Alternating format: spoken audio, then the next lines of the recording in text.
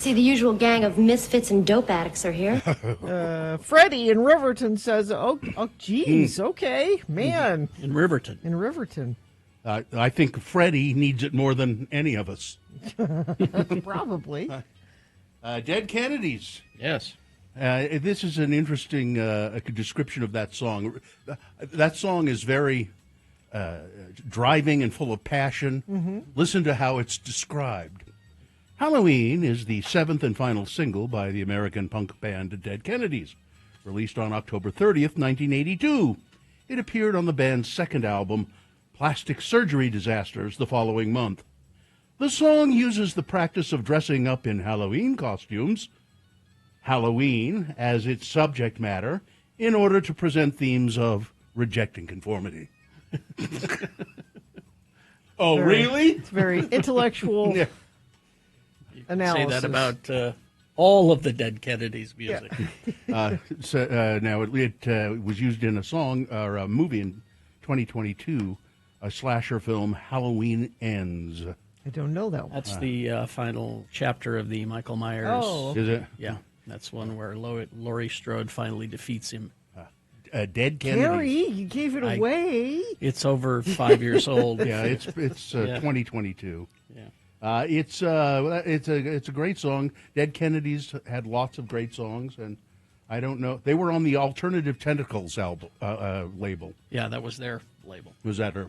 And Jello Biafra, East Bay Ray, and they knew what they was doing. Mm-hmm. And let's see now, is Jello Biafra still Jello's around? still around.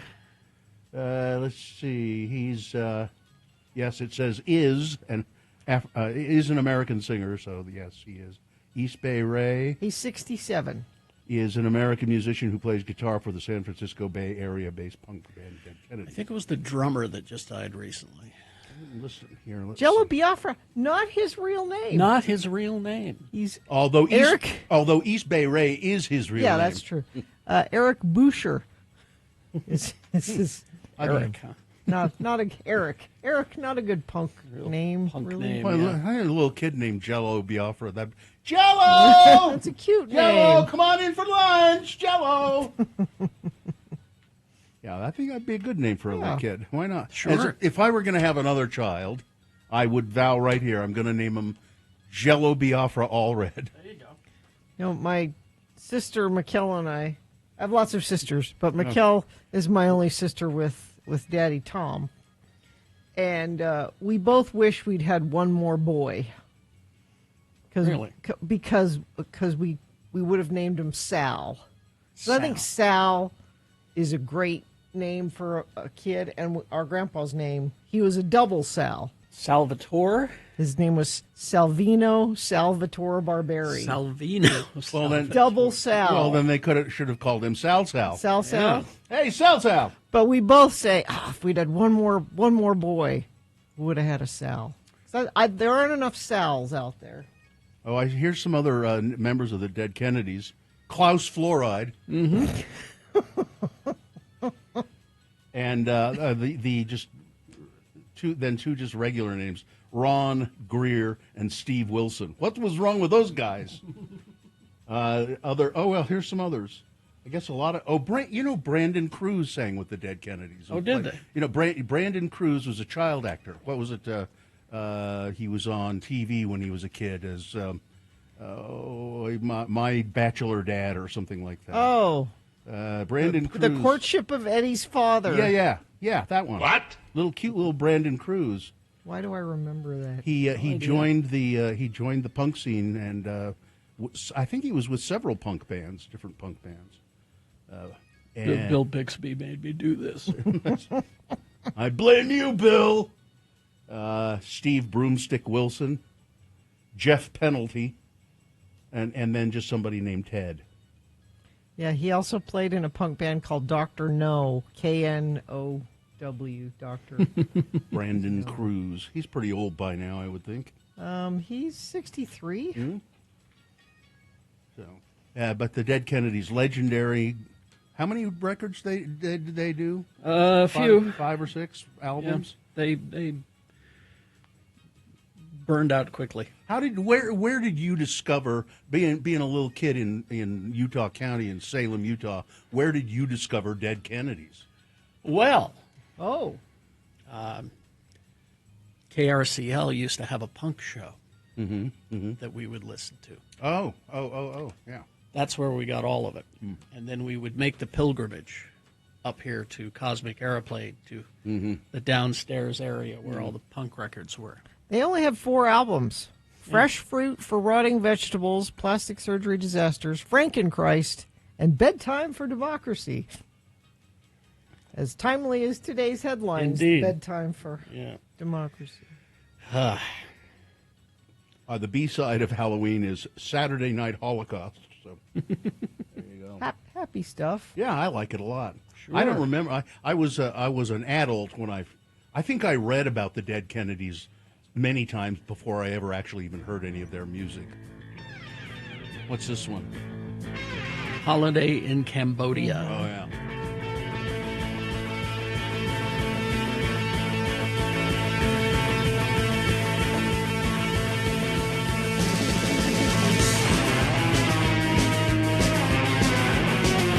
Isn't one of their albums Give Me Convenience or Give Me Death? No, just the 4 that I read. Maybe that's a compilation or something. Could be. So you've been to school for a year or two and you know you've seen it all. And that is coming and you'll go far back east to time, don't crawl. Play ethnic jazz to parade your snares on your bug stereo. Bragging that you know how the niggas feel cold and the sun's got so much so. Oh, here's a good one. If vacancy in progress is ours once more, now that we have the neutron bomb, it's nice and quick and clean and gets things done. Away with the sense of me that know this valued a property. The sense in war, but perfect sense at home. There we go.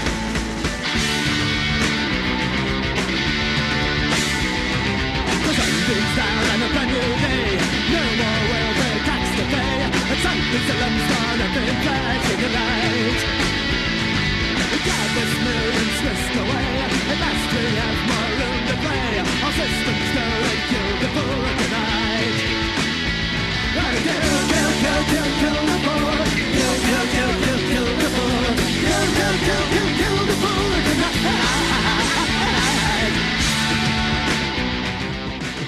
Klaus Fluoride released a solo EP entitled Cha Cha with Mr. Fluoride. Cha Cha. with Mr. Oh, excuse me. Fluoride. Cha Cha Cha with Mr. With Fluoride. Mr. Fluoride. California, over us. California, over us. California, over us.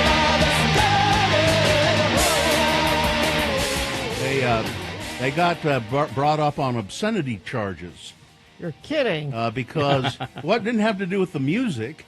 In the album Frankenchrist, there was an insert, and it was a picture done by H.R. Geiger called Penis Landscape.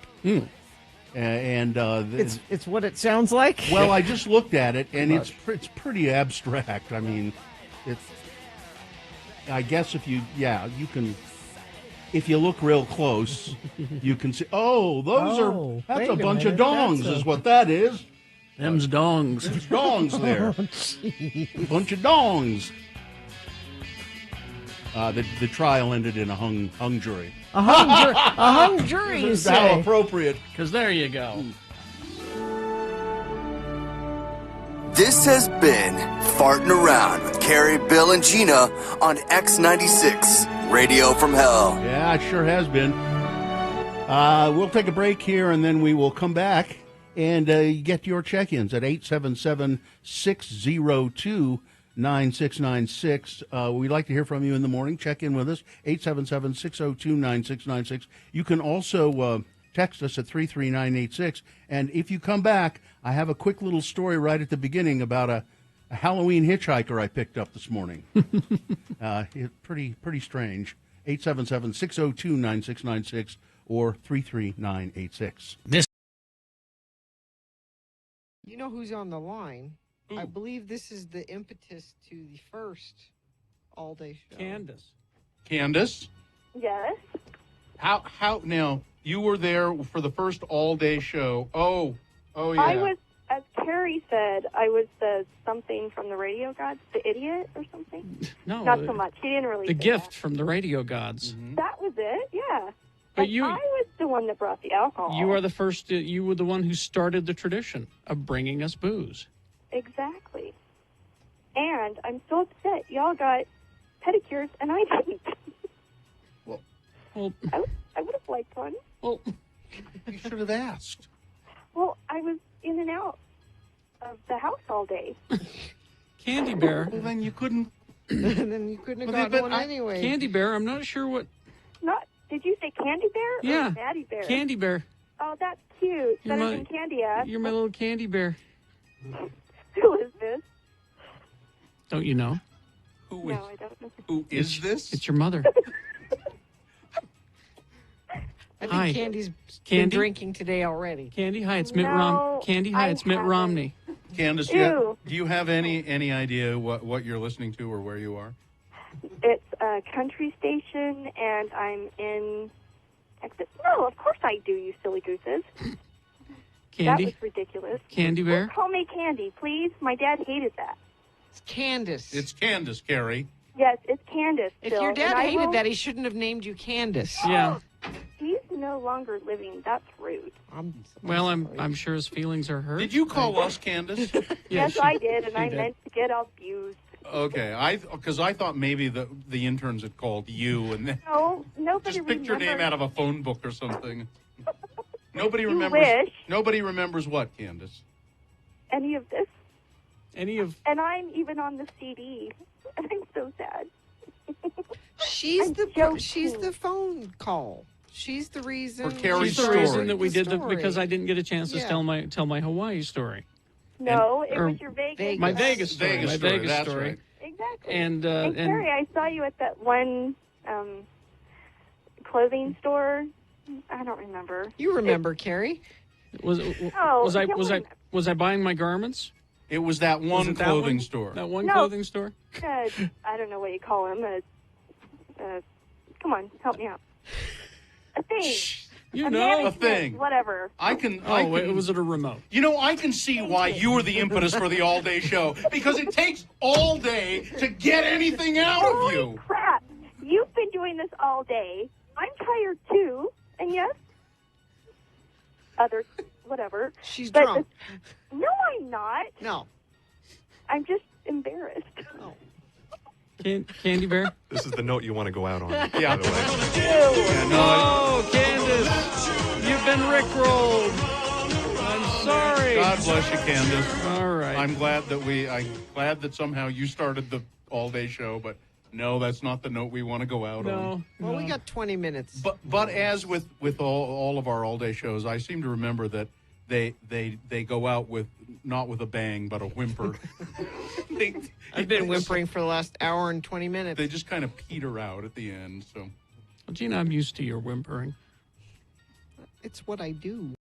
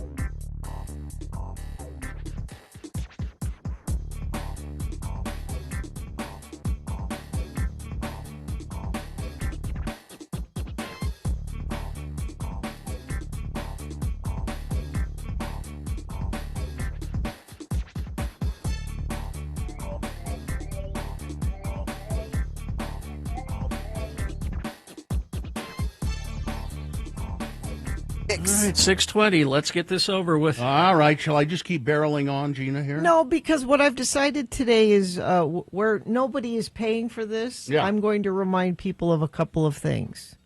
211 is a number you can call if you need assistance right now. I'm thinking specifically of the government shutdown people, and that's affecting. It's a number that will connect you with any number of social services. Yep, local food pantries, rent help, utility programs, meaning Yep. you can get your Good. So 211. Also, if you're in a good position and want to help people, UtahFoodBank.org. You can just donate money. Right? You don't have to take food down to the food bank. You just donate money right there. Very good. The moon is 68.8% full. It's a waxing gibbous moon. The moon will rise today at 3:54 p.m., today being Friday. It's the 31st day of October in the year of our Lord Jesus Christ, 2025. It's Halloween, as everybody knows. It's also Frankenstein Friday, meant to celebrate the birth of the Frankenstein monster, as well as Mary Shelley, the creator and author. Frankenstein was not originally called Frankenstein, the book. It was called The Modern Prometheus, I believe. And she did not put her name on it. It was authored unknown. Because a woman, no one would read a book by a woman. Unknown until the sales of it took off, and then she said, "Yeah, now I put my name on it." It's a great book. You should read it. It's National Breadstick Day, National Caramel Apple Day, World Lemur Day. Ooh. It is believed that the lemur is the world's oldest living primate. Really? Yeah. And it's National Magic Day. And this is an all-new edition of the show Who Never Says No to Breadsticks. It's Radio from Hell, starring the Lords of Morning Radio. It's Kerry Jackson right there. I'm Bill Allred right here. That's Gina Barberi over there. Katie, for short, is our fine producer in the booth behind me. The able and ready Dawson is there running the cameras and doing other work there in the producer's booth. And then there's a dog in there, I would assume, sleeping. Vax is, or no, if Dawson's here, Dawson's agitating.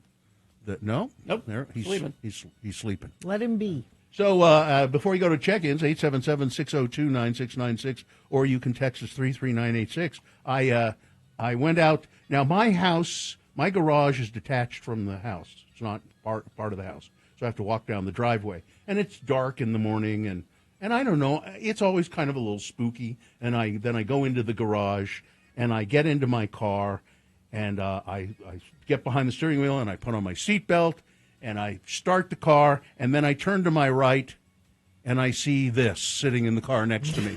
You didn't notice that until No. you did all those other things. No, it's a hideous, desiccated skeleton still with bits of flesh on it, sitting in the passenger seat.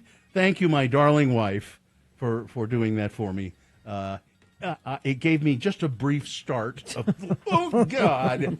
She want you to have a heart attack before you go Perhaps. She was last night at a roller derby Halloween party, and that was one of the props I think she took down there. And I think I'll just leave this sitting in the car for Bill in the morning. Thanks, honey. Thanks a lot. There it is. X96.com/live if you want to see it. You can leave that up for a few minutes if you want, Dawson. It's a pretty good. I took that picture when I got to work. I didn't take it until I got here. So it's sitting down there in the breezeway. I'm sure that What could go wrong? People are going to walk by my car and go, They're going to call "Oh the my police." God!" It's pretty realistic looking, and it's I believe my son built it. All right, check-ins 877-602-9696 or text us 33986. All right, Rob in San Antonio. Good morning, Rob in San Antonio. How are you today? I'm doing great, lords and ladies. Go ahead, Rob. Oh, you can finish what you were going to say. I was going to say it's the Rob we know, Rob Norberg. That is correct, yeah. Yeah, good morning. Yes. Good morning to you guys. Hey, so a couple of things. I still have a copy of I ended up with 2 copies of your Halloween CD. and 2 copies of your album you guys put together, the songs from the Big Chair. Yeah, And I have one of each opened, and one of them still in its original wrap. Well, it's worth a lot of money. It's good you didn't open it. Now I don't remember doing a Halloween. What's on the Halloween? Yeah, what's CD? on that? Oh, it's got Typo Negative, Typo Negative, Sisters of Mercy. It's So got a lot of different things on it. So a bunch of unlicensed things that could have gotten us sued. Probably.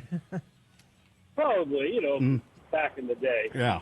And then also because Gina brought up the courtship with Eddie's father, that about 2 or 3 years ago, I thought, I remember that show, and I was kind of racking my brain from back in the day, and I was playing theme songs from TV shows that I used to watch, and the theme song for the courtship with Eddie's father is extremely disturbing. Let me tell you about my best friend. Is it that one?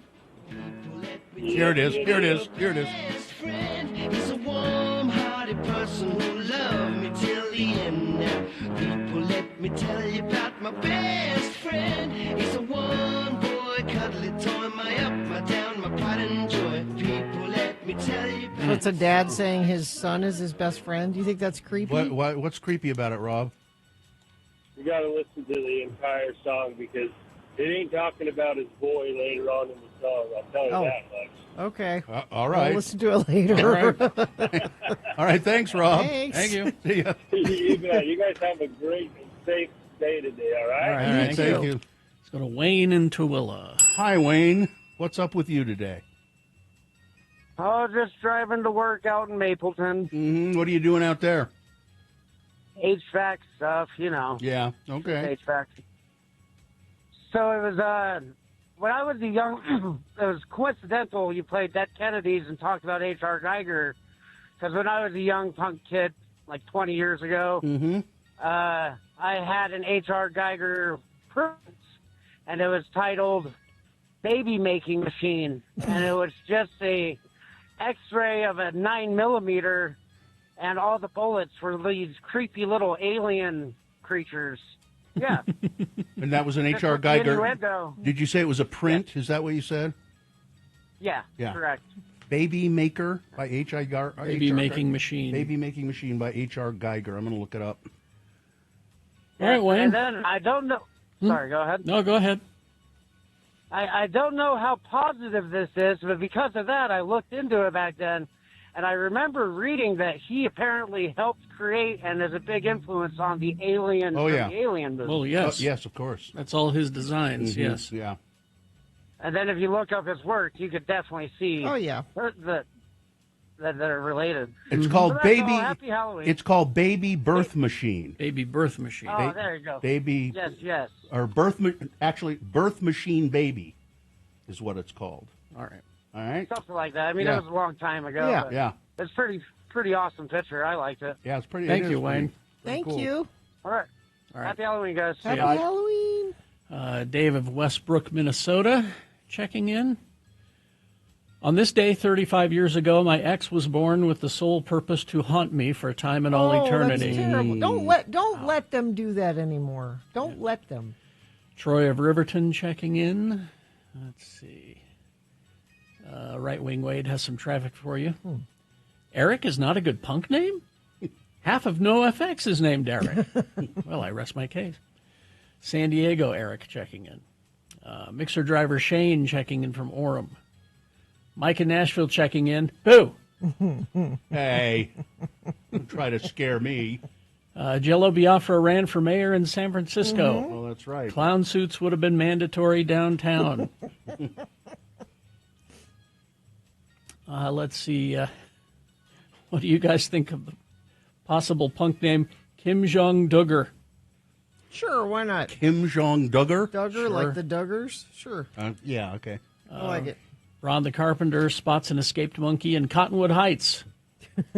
Yeah, let's start another. Yeah. Groundskeeper Bob checking in. Kira and Andy. Let's see, Meshach of Erda. Let's see, Batchman Justin, Sean the Safety Guy, Sleepless in Sandy, Tristan of the Most West of Jordans, Ty the Snowcat Guy. I wonder if Dead Kennedys and the Dead Milkmen ever collabed. Doubtful. It looks like everybody's here, so let's begin, shall we? Mm-hmm. Yeah, so there was a water main break, 45th South 4th East in Murray, water covering the right lanes heading westbound. Now, that was about an hour ago that they reported that. If anybody's in that area and put their eyeballs on it and let me know if that's still a problem, I would appreciate it. Right Wing Wade says, check it in from I-15 at both lanes, directions moving nicely. Thank you. You can send in such reports to 33986. All right, let's see.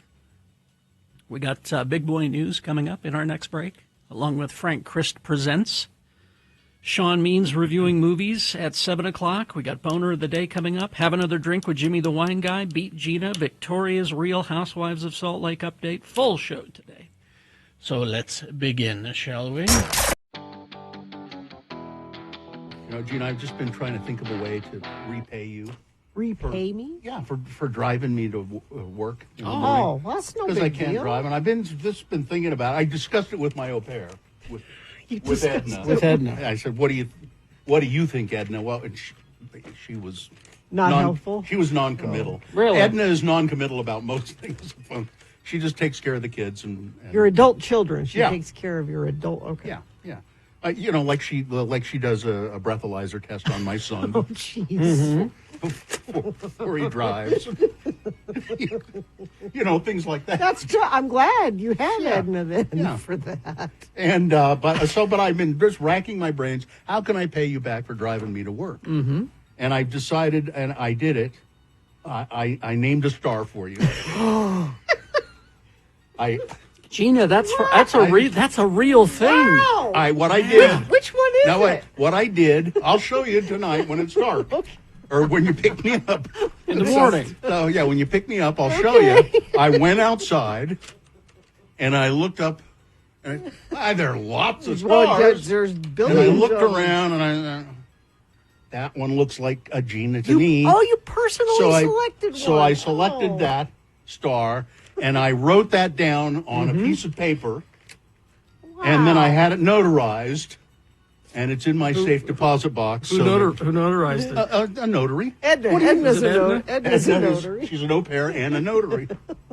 And she gave me a breathalyzer test, and then she notarized it, and I've put it in my safe deposit box at the bank. Oh, good. Edna's a court-ordered au pair. Would you? She has to be there to breathalyze. Is that what's going on? everybody. I wondered what was Would going you on. like? Wow, that's Bill. Would you like a copy of the Sure. of the document? And I even drew on the piece of paper approximately where that star the is circle located. and an arrow. Yeah. So, So I drew a picture of my house, and then an arrow where going it up to the. so I have to go to your house in order to see. Yeah, where- well, in order to figure out Yeah. which star it is, yeah. Do people really do this? Because I've heard. I know why you brought this up, Bill. I've heard the ads running. Yeah. Are they back? Oh yeah. Hi, this is so and so for the International Star That's Registry. one of the greatest hoaxes of all time. I just, it's amazing. Because in the future, the Starship Enterprise is not going to be orbiting around Gina. Gina Weena 2 or whatever it is. Oh, I want it to be Gina Weena. Yeah. I'm going to buy a star. I wonder how much it costs. It's the International Star Registry. Okay. And I don't know. It's the perfect gift. I think it depends on how far away the star is. The price goes down the further away it is. Frequently asked think. questions. Like, is this legit? How much does it cost to name a how star? much? That's my first question, yes. The prices vary. See? Depending on which agency is grifting you. Well, is it a standard star? Or is it in a constellation? A very bright star. Yeah. So it's easier to These see. are all scientific terms. The price depends on the package you choose, the brightness of the star. Prices vary from $39.90 for just your regular star Yeah. to $180 for a very bright The one I star. selected for you is a $180 star. You went all the way? Well, he knows. Sure. He knows you have bad night vision. And we I wanted it to be very bright so that you could see it. And I happen to be a connoisseur of stars. I know the best ones. I'm on frequently asked questions about naming a star. So it's Well, here's a frequently asked question that I have. Do you have to name it after a person, or can you name it after something else? a body part. Anything. I'm going to name my star You know? after a body part. Let's see. Let's see. And do you have to have this person's permission also to name? Because if I wanted to name, You don't. One after Bobby Flay, or I don't know. When people talk about naming a star, they are usually talking about dedicating a star to someone as a unique gift or to remember a deceased person in the night sky. That's also what I had in mind with this one. Deceased person Yeah. in the Oh, night now see- sky. Or when you die. Steph in the chat room says, I'm pretty sure I have one of these for my ex-husband Really? somewhere. I need to see this, Steph. I want to see a real. $180. I want to see a real. I want to see the real hoax, form. I want to see. Is naming a star legitimate? This is frequently asked questions. Naming a star by private individuals is legitimate as long as they don't want to change the scientific name of the star. So the star has a name. Yeah. You're not changing the official name of Regulus the star. number 7. Yeah, it'll be Gamma Hydra 2, or it's not going to be the Well, planet Gina Wiener. Well, so it could be Regulus 74737XY2 Yeah. parentheses Gina Wiener. Planet Gina Wiener. Planet G-Balls. Naming a star as a gift for a beloved person is not only a great gift, See? but it's a gift that lasts forever. See? See, that's why I did it. It's a lesson that you'll learn forever. You see that on the wall, kids? You see? That's what I got ripped off $40 there. Is NASA affiliated with naming your star? Absolutely not. This says NASA has nothing to do with naming stars. No, they're just a bunch of egghead scientists. Mm-hmm. This is poetic. Right now in the eastern sky in the morning, there are 3 planets visible: Mars, Jupiter, and Saturn. Are you sure you didn't choose one of them? Yeah, you can't buy a planet. This is a star. Let's see. No, I'm pretty sure. Trav the trash man weighs in. You mean naming a star is a scam? As someone who was gifted a jackalope license as a kid, I'm taking umbrage. As someone who was sent looking for a left-handed monkey wrench at Lagoon one time, Exactly. Snipe hunt? that was me. was I got sent looking for the ride guys at Lagoon. I need a left-handed monkey wrench. Go ask the guy at the. Okay. Yeah, got that greenhorn. We made a fool out of that 8-year-old.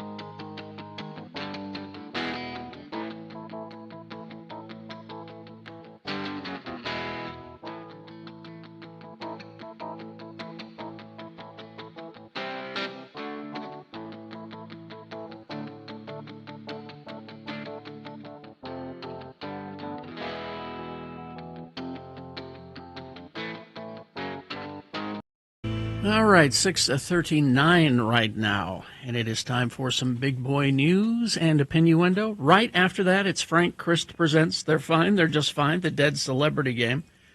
We'll give you a list of 4 celebrity names. 3 of those celebrities are just fine. One of them is dead.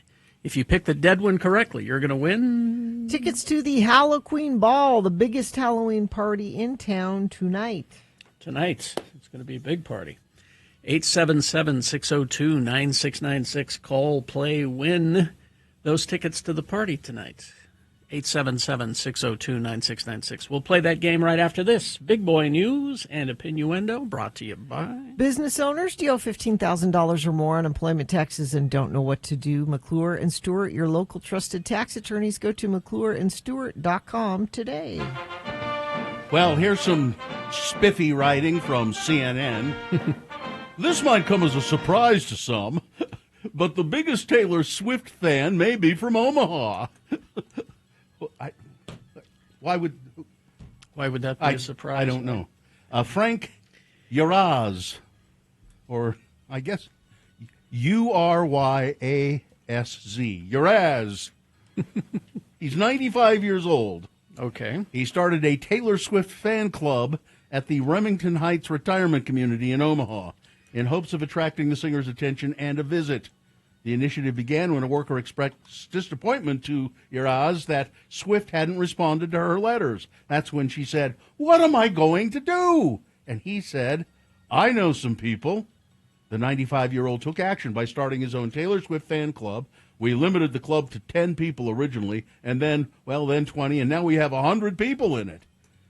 Someone has to sponsor you, and if you're not a member of the Remington Retirement Home. The fan club has gained the attention from Swifties nationwide, including Molly from North Carolina. You know Molly from North Carolina? She's the second biggest Taylor Swift fan. That may be a surprise to you. It is a big surprise. She sent cookies and friendship bracelets to Uraz in the club. Very interesting that someone would go through that much trouble to make bracelets for us, Mr. Uraz said. When asked what he would say to the superstar if he had a chance to meet her, Mr. Uraz said, "I'd say, please come and see us. We need you very much." And would you call my son? He doesn't call me. And then I'd say, with Travis Kelce's permission, may I give you a hug? Well. Yeah, there you go. Okay. He's the biggest fan. I'm so lonely, Taylor. Oh, my kids never call. In other news, more than 250 Salt Lake County families are going to have to find new child care options by the end of the year under a Republican-led plan to slash services in Utah's most populous county. In a party line vote on Tuesday, the 5 Republican members of the Salt Lake County Council signaled their intent to close 4 county-run child care centers in Kearns, Magna, Mill Creek, and North Salt Lake. These centers serve 271 families during the school year and upwards of 300 during the summer for kids ages 2 to 12, according to the county. The council's 5-4 vote means affected families will receive a notice of the potential closures, but a decision won't be finalized until the panel adopts the county's 2026 budget in December. It's not our job to provide this service, said Republican Council member Amy Winder Newton at the meeting. And when you hear that we're subsidizing $2 million a year, in my mind, well, we need to cut these. The 4 centers we're doing full-time daycare. It just doesn't make any sense. If you care about families like you say you do, these people, I don't know what they're going to do. Because and I heard her being interviewed about this. Yeah, She's so like, bad. "You're just going to have to find something. There isn't anything else. Under the you want to existing- go on a waiting list somewhere?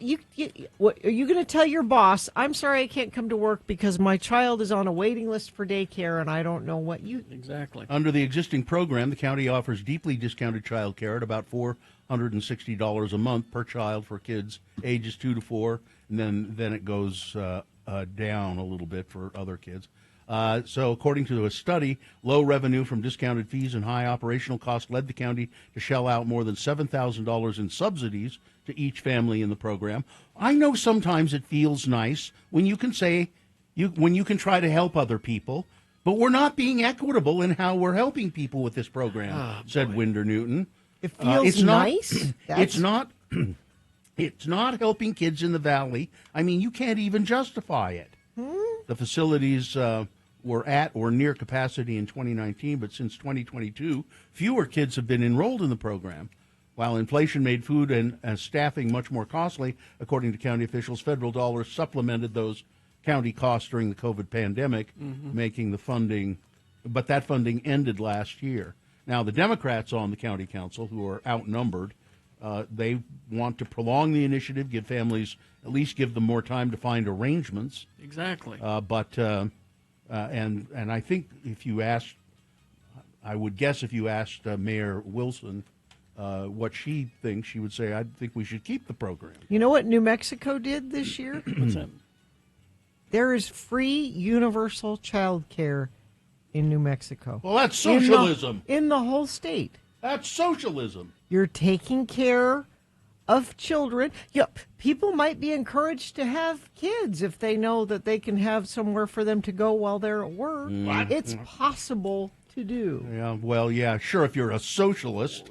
Does Amy Winder Newton identify as a Christian? I would imagine. Because that what she's saying does not sound very Christ-like. It might feel nice to do that. It's not about it feeling nice to do it. The forceful arrest Wednesday at Salt Lake City International Airport of a woman facing deportation is prompting consternation among some city leaders. There is so much about ICE operations that creates a sense of fear, and we know we'll likely never receive answers to our many questions that surround them, said Salt Lake City Mayor Aaron Mendenhall. What I do know is that nothing about this incident, like so many ICE operations, make me feel safer as an American. Exactly. A video showing the woman struggling while agents arresting her was posted to social media on Thursday. Some posted about how emotionally disturbing it was to view this, either in person or by watching the video. ICE officials, meanwhile, issued a statement identifying the woman detained as Marta Brizadia Renderos Lieva. She's an illegal alien from El Salvador. Was she a murderer or a rapist? I don't know. Entered the country in 2007, the agency said. ICE enforcement is executing its mission of identifying and removing criminal aliens and others who have violated our nation's immigration laws. Again, as Gina has pointed out many times, this is a misdemeanor. Yeah. She's not a criminal. She's committed. She has broken the law, and it's a misdemeanor, which means a fine and probation.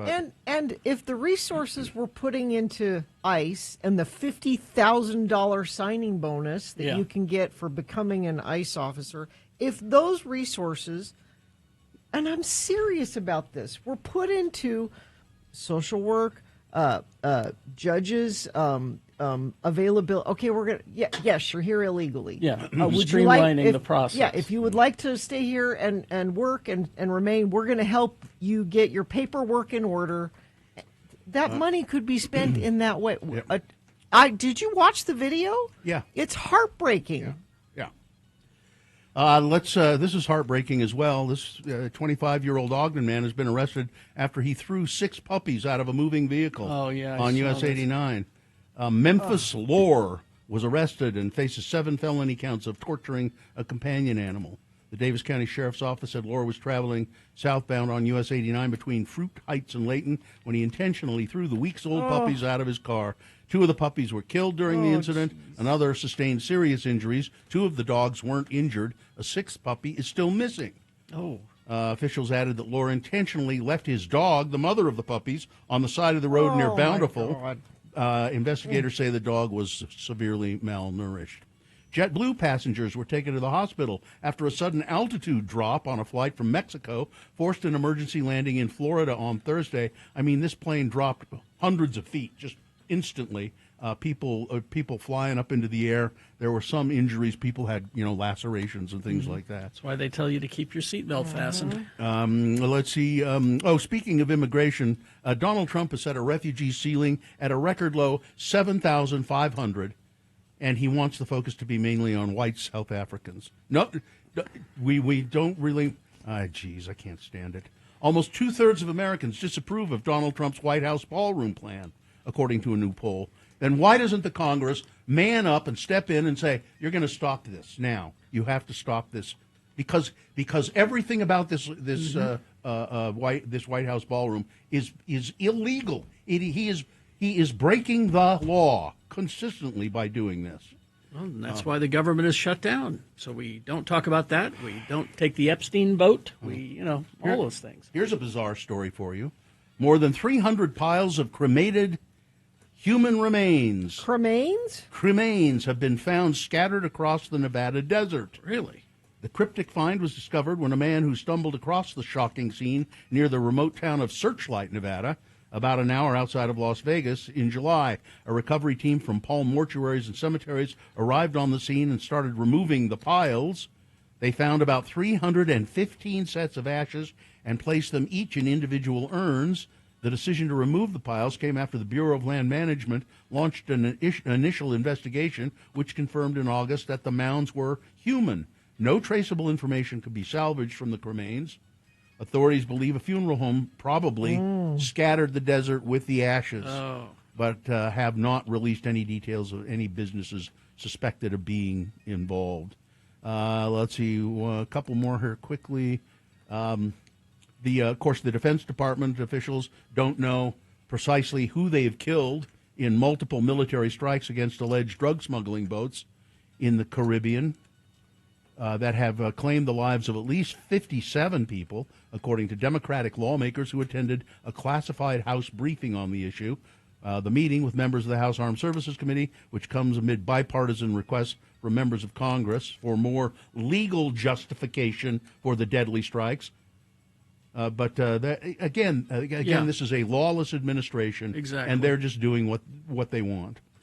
Japan is planning to send its army to help fight bears. What? Yep, bears, after a spate of killings by the bears. Some 73 people have been killed or injured by bears this month in the area of Akita, in the far north of Japan's largest island, Honshu. A defense minister spokesman announced on Tuesday that members of the self-defense forces would be dispatched to help local hunters after the governor of the Akita prefecture made an appeal for help. Authorities confirmed that she had there's a body of an elderly woman in her 80s was found just on in a ditch on the outskirts of Akita City just last week. Authorities confirmed that she had sustained severe injuries, and hunters are tracking a bear thought to be at least 4 feet long. It's a bear that's 4 feet long. We got a bear problem. Yeah. So they're infested with killer bears in This has got to be a movie. Japan. Somebody needs to make this movie. I think somebody's probably already on it. There's a picture of one of the bears. I don't know if we have that. It's pretty. Yeah. They're mean. They're mean-looking bears. They're killing machines. They're Japanese bears, and they're mean. All right, that's it.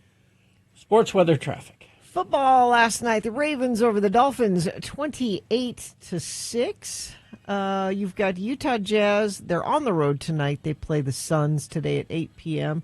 Well, does that mean the Mammoth are home tonight? No, it doesn't, because you know what's happening at the Delta Center? What? You've got tonight WWE SmackDown. Oh, yeah. 2 nights in a row, isn't it? Tomorrow, WWE Saturday night's main event, and one of my sports reporters says a big return rumored to be happening tomorrow. What? A surprise guest tomorrow. Okay. We'll see. And we'll have tickets to give away to that coming up with Beat Gino a little bit later. Is it Hulk Hogan? I'm pretty sure it's not Hulk Hogan. And you might have the end of the World Series tonight, 6 o'clock. Dodgers and Blue Jays. Blue Jays lead that 3-2. All right. Let's see. Weather. Your Halloween forecast is great. You will not need to wear a puffy coat for trick-or-treating tonight. 61 for a high, decreasing clouds. Overnight low 42. And we warm up to the 70s by the first part of next week. Does not feel like November is on the way. Oh, sorry. Let's see. Infiniteam is reporting that the water main break is still there. I almost drove through it. Please be careful. This is 45th South 4th East and Murray. Water covering the right lanes heading westbound. Thank you, Infiniteam. You are much more reliable than UDOT by giving me updates on the roads. Whatever else you're seeing out there, you can text us 33986. Oh, goodness, it's Frank Christ. Oh, hello, everyone. Good morning, Frank. Is this a good holiday for you or a bad holiday? How do you It's feel just about another it? day. Oh, it's There's a lot of amateurs out there, huh? It's amateur night, really. Yeah. Do you see a lot of people dressing up as Grim Reapers? Oh, yes. And some of them identify as the Reaper of celebrity souls. I have yet to see a Frank Christ costume. You haven't seen one? No. Frank Christ is here. He is a Grim Reaper, a real Grim Reaper. He reaps the souls of precious celebrities, and that's very upsetting for Frank. Because I love our precious celebrities. I know you do. Except for James Woods. And why do you love them so much, Frank? Because everything they say and do is right, except for James Woods. That's right. Absolutely. Frank is, as you would expect a Grim Reaper to be. He's a skeletal figure. He wears the robe as a hood, carries a scythe. There's kind of an update, though. Usually a Grim Reaper would ride a horse. But Frank, I don't like horses. you don't. They're unpredictable, aren't they? They're ornery. Yes. You might get thrown off and break a bone. Yes. Because that's all you have to break. So Frank has an electric scooter, which he flies through the window here in the studio, and then it's plugged in over there. Frank joins us to play the game we call Frank Chris Presents. They're fine. They're just fine. He's given me a list of actors, 4 actors. 3 of them on the list are... Oh, they're just fine. Yeah, but one of them... Oh. One of them Frank has taken. And in this macabre game that we play, it's the contestant's job to discern who the dead celebrity is and win a prize. We have somebody who wants to do that? Chloe is here. Chloe, good morning. How are you? I'm fine. I'm just fine. How are you? I'm fine, Chloe. Chloe, you're trying to win tickets to the hottest party in Salt Lake. It's happening at the Utah Pride Halloween Ball tonight at the historic Masonic Temple. You might even, depending on what your costume is, win a $2,500 grand prize for best costume, live DJs, and more. Ticket links are at x96.com. Now, Chloe, you don't sound old enough to go to this party. Are you? Are you of age? I am. I'm just waking up. Oh, okay. So you sound younger in the morning. I get it. All right, Chloe. I'm going to read this list of actors. You tell me out of the 4 actors which one is the dead one, and you will win that prize. Here we go. Because it's National Magic Day, Frank has given me a list of actors in movies about magic. Number 1, Simon McBurney. He founded the Théâtre des Complicités in London. He had roles in many films: The Manchurian Candidate, Tinker Tailor Soldier Spy, The Theory of Everything, The Golden Compass, and The Last King of Scotland. Mr. McBurney was in Magic in the Moonlight, about a cynical magician trying to debunk a beautiful and charismatic spiritualist. Number 1, Simon McBurney. Number 2 is Piper Perabo. Her breakthrough was in the comedy drama film Coyote Ugly, then Cheaper by the Dozen and its sequel. She was also in Looper, The Cave, Imagine Me and You, and An Angel Has Fallen. On TV, she was in Covert Affairs. She was in The Prestige, about 2 rival stage magicians. Number 2, Piper Perabo. Number 3 is Rufus Sewell. He appeared in Dangerous Beauty, Dark City, A Knight's Tale, The Legend of Zorro, Amazing Grace, The Tourist, and Abraham Lincoln Vampire Hunter. On the stage, he was in Arcadia and Rock and Roll, for which he won an Olivier Award. He was in a movie called The Illusionist, about a mysterious magician who uses his supernatural abilities to win back his childhood love from a powerful prince. Number 3, Rufus Sewell. And finally on this list, Alan Arkin. First major role was in the play Enter Laughing, for which he won a Tony Award. Arkin won an Academy Award for Little Miss Sunshine. He was Oscar nominated for his roles in Russians Are Coming, Russians Are Coming, The Heart is a Lonely Hunter, and he did voices for BoJack Horseman and Minions: The Rise of Gru. He played an aging magician in The Incredible Burt Wonderstone. Number 4, Alan Arkin. Chloe, which one of those actors has bit the dust?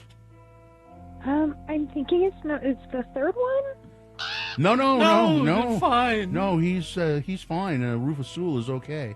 But listen, I'll give you another chance, Chloe, because you're just waking up. Here we listen carefully. Is it Simon McBurney? Is it Piper Perabo? Or is it maybe Alan Arkin? I was going to say Alan Arkin, but I second-guessed myself. Oh, there you go. Alan Arkin, he died a couple of years ago. He was 89. Had a great career. Love Alan Arkin. Yeah. Too soon. Congratulations. You got it on the second try, Chloe, and you're going to get those tickets to the Halloween Ball. Thank you. You're welcome. What are your Halloween plans, Frank? Well, I got to go check on Dan Rather. I know that. Oh. He's on my Deadpool. Oh, he is 94. Yeah. Oh, you'll score some nice points there. It's Jane Pauley's birthday as well. 2 news anchors. 74 today, but I'm really going to check on Sally Kirkland. Really? Yeah. Oh, the original Hot Lips. Yeah. 84. I wish I had lips. Goodbye, everybody. Goodbye. Talks pretty well for a guy who doesn't Yeah. have lips, doesn't he? Friend of the program says there's a huge fire 72nd West, about 28 South in Magna. Avoid the area. Thank you for letting us know that at 33986. Also, friend of the program confirming we still are dealing with that water main break. 45th South Northeast in Murray has water covering the right lanes heading westbound. That's traffic.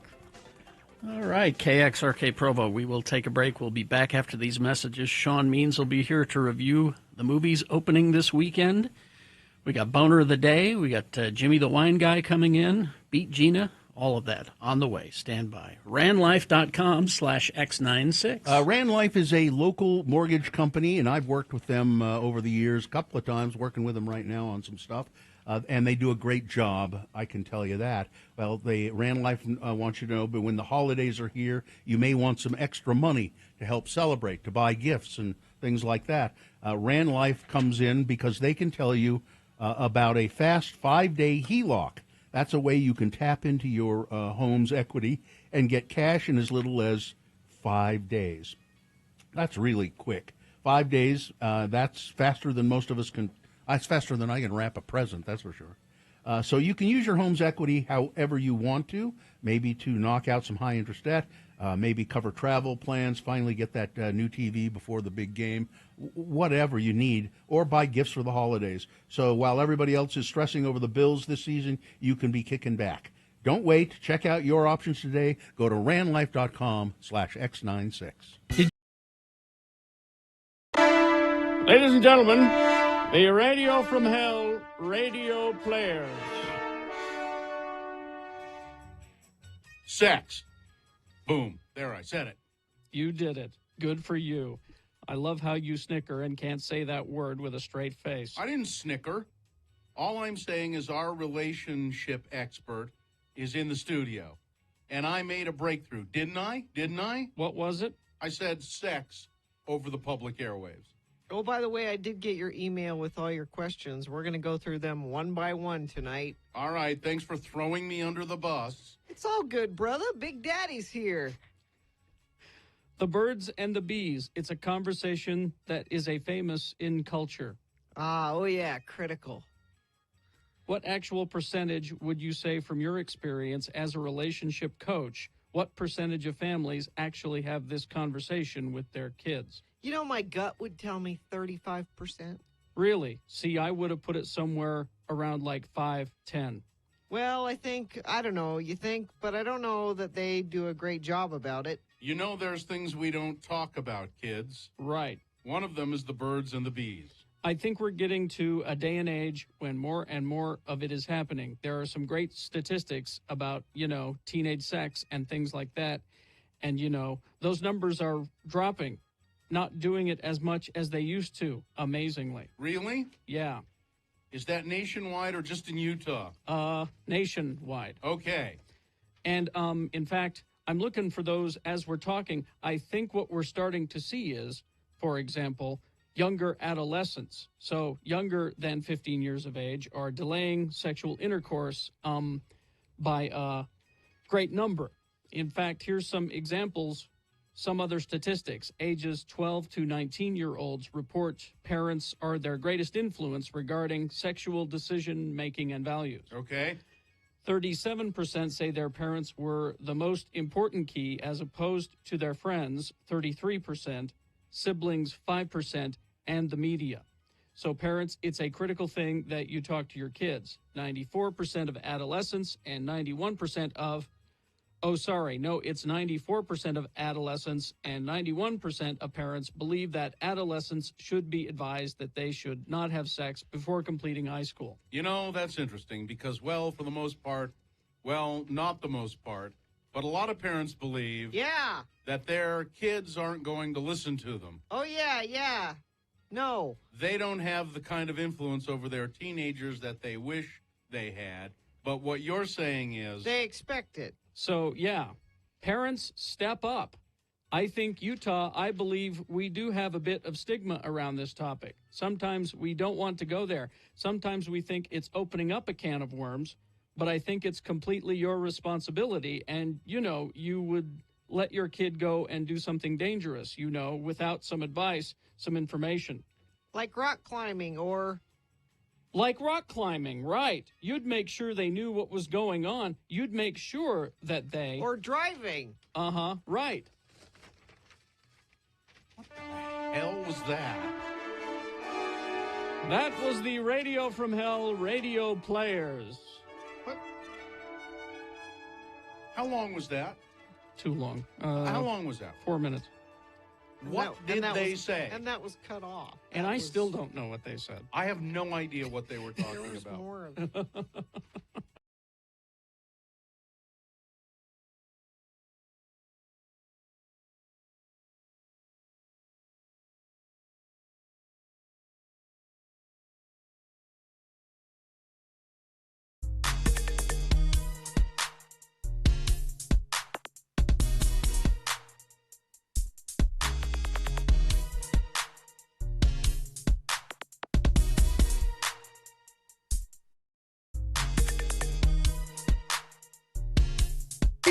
Like Jason did in Santaquin. Jason wants to go to the movies. Santaquin. He's busy tonight, but later on in the weekend he wants to go to. They have a movie theater in Santaquin? They didn't used to. I don't think so. You used to have to drive to Payson. I think so. I don't know. Movies brought to you by the movies. By the movies. Well, there he is, and here he is. He's Sean Means. He is a writer and editor at the Salt Lake Tribune. You can get that stuff, sltrib.com. And he's also a movie reviewer and critic, and you can find his reviews at moviecricket.net. Good morning, Mr. Means. What movies are we going to talk about? Good morning. We have 3 new movies to talk about. Mm-hmm. We will start with If I Had Legs, I'd Kick You, Okay. which is a drama that premiered at Sundance back in January. It's a drama sort of / dark comedy. Stars Rose Byrne as a mom who's got a ton of problems. Her daughter is sick, has a feeding tube stuck in her belly, and mom is waiting for the doctor to say they can do a procedure on the girl, but only if the girl gains enough weight, which is a balancing act and a problem, and she has to keep constantly monitoring and so on. Plus, the mom's husband is out of town and is not very supportive when he does call in to check on everything. And then the tub in the upstairs apartment had caused a leak that put a giant hole in their ceiling. So the mother and daughter now have to stay in a hotel waiting for the repairs. She's got a lot going on. One trouble after another. Yeah, and she's a therapist, by the way, and trying to help her patients. And she's also seeing a therapist who's not particularly helpful. The therapist is played by Conan O'Brien. His first like actual dramatic role, and he's actually pretty good. He's not being comedic at all. Not particularly. Okay. No, he's very serious. Rose Byrne is great here. You really get the sense of this woman whose life is unraveling. And it's a really good performance. The thing is, there's not enough really surrounding her that supports that fearlessness of her performance. And you wish that it's a little uneven all around her. 2.5 stars for If I Had Legs, I'd Kick You. Can you explain the title? Not really. Without giving something away. No, they don't explain the title. They don't really just. Okay. No, you just have to ferret it out for yourself. Yes. All right. What's the next one? Is it Begonia? Next up is Begonia. Oh, I love this guy's movies. Which is this is Yorgos Lanthimos, the director. It's the 3rd time that he's worked with Emma Stone. You know what his movies are, Gina? They're weird. They certainly are. Of course, with Emma won her 2nd Oscar with Yorgos for Poor Things, and then they also most recently did Kinds of Kindness. Here, Emma plays a tech CEO, very hard-charging, and there's a conspiracy theorist out there who thinks she's an alien from outer space. Okay. Like you do.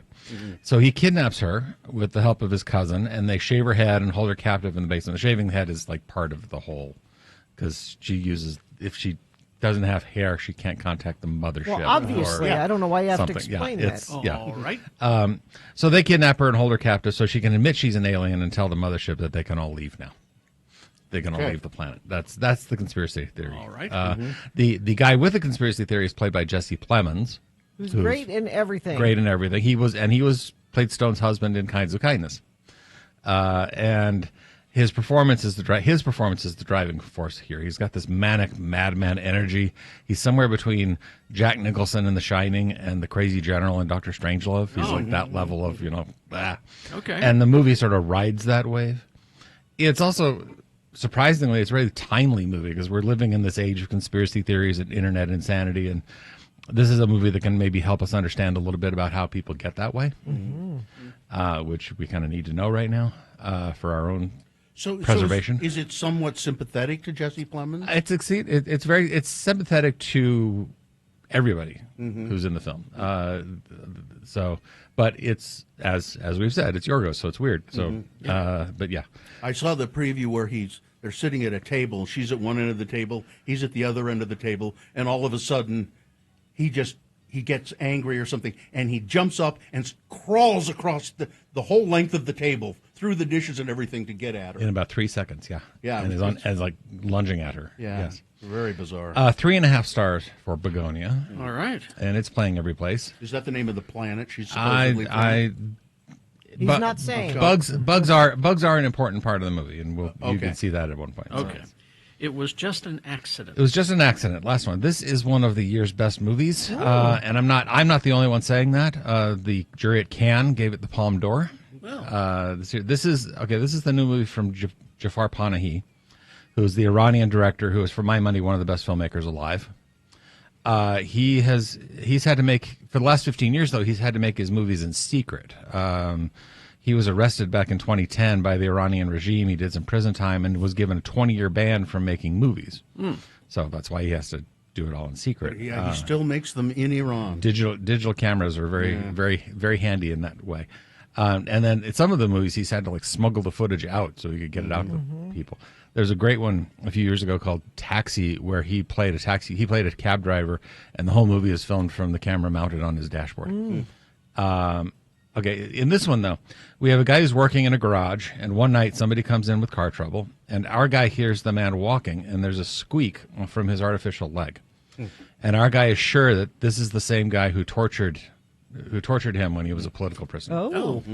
He just from that sound, he knows it's like, okay, that's the guy, because he doesn't know what he looks like because he was blindfolded the whole time and everything. And so our guy kidnaps this guy, but he's not 100% sure that this guy is the torturer. So our guy has to find other people he knows who also were tortured. Walk around, let them. And soon all these people, including a couple who are getting their wedding pictures taken, one in a tux, one in a wedding dress. They're all now in the guy's van trying to figure out if this man who's been kidnapped is really the guy who tortured the torturer. Yeah. This is a very suspenseful thriller because you're not sure what's going to happen next, where this is all going to go. And that said, there's also some very dark, absurdist humor in here, which helps sort of help you get through the tension. It doesn't ease the tension, but it helps you sort of get through it. And the ending, where our guy just unloads all his rage and regret in this one speech, which you can feel that the director he has some things to say, and this final speech is just astonishing to listen to. 4 stars.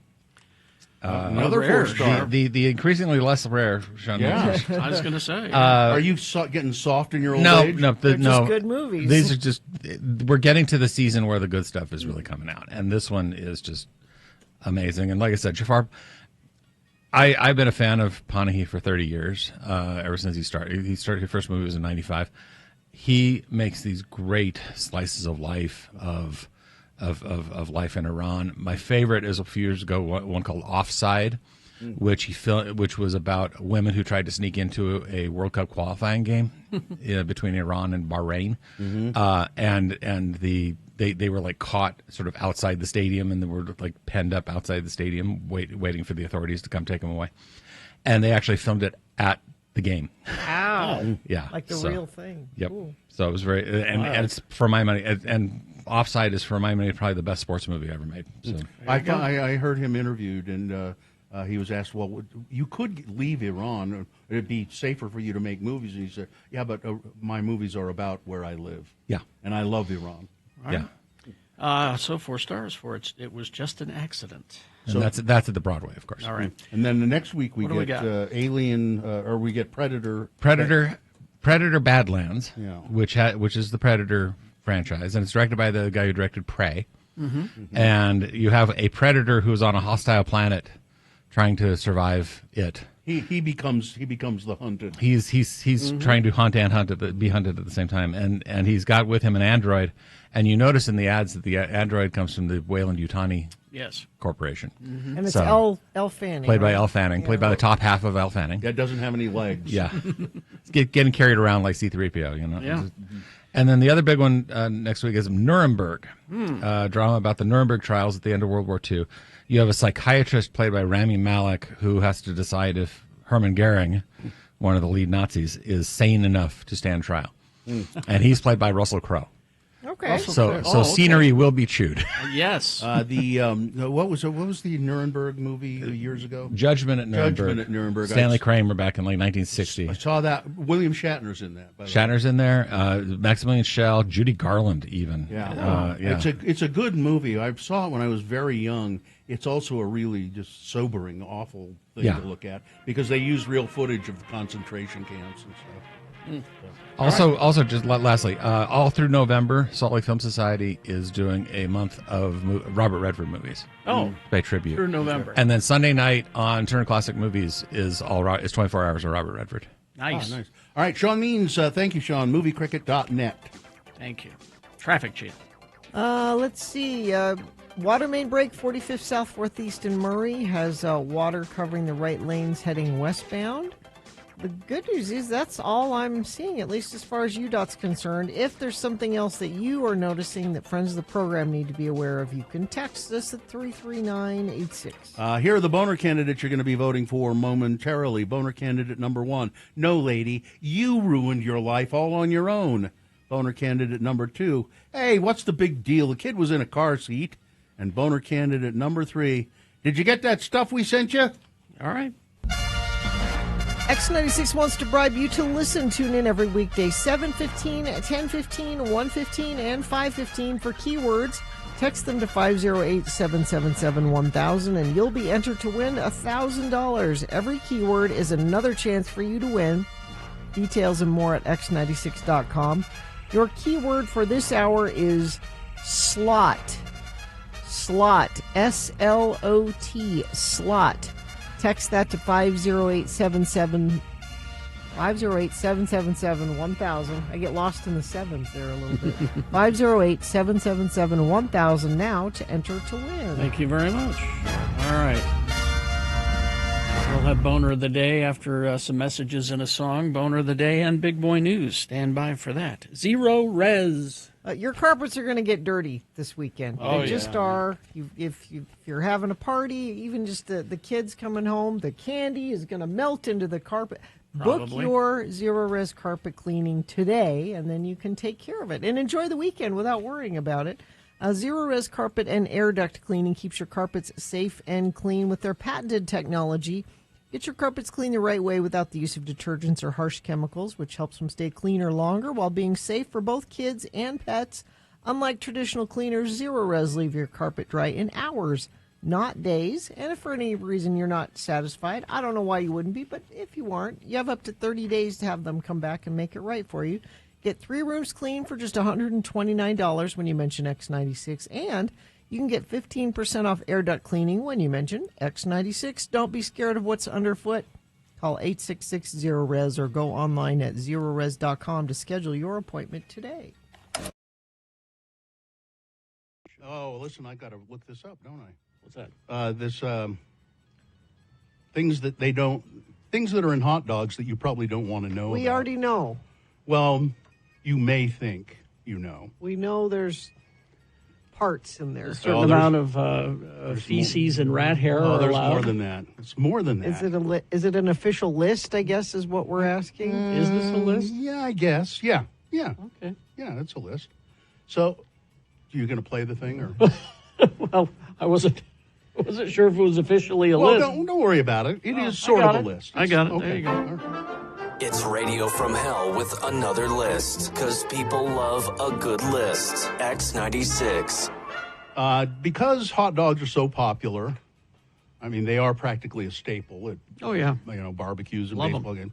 Doesn't mean that they're the best thing that you can put in your body. Oh, dear God, no. These cylinders of encased meat have a few dirty secrets lurking inside, especially if you're buying the cheapest versions on the market.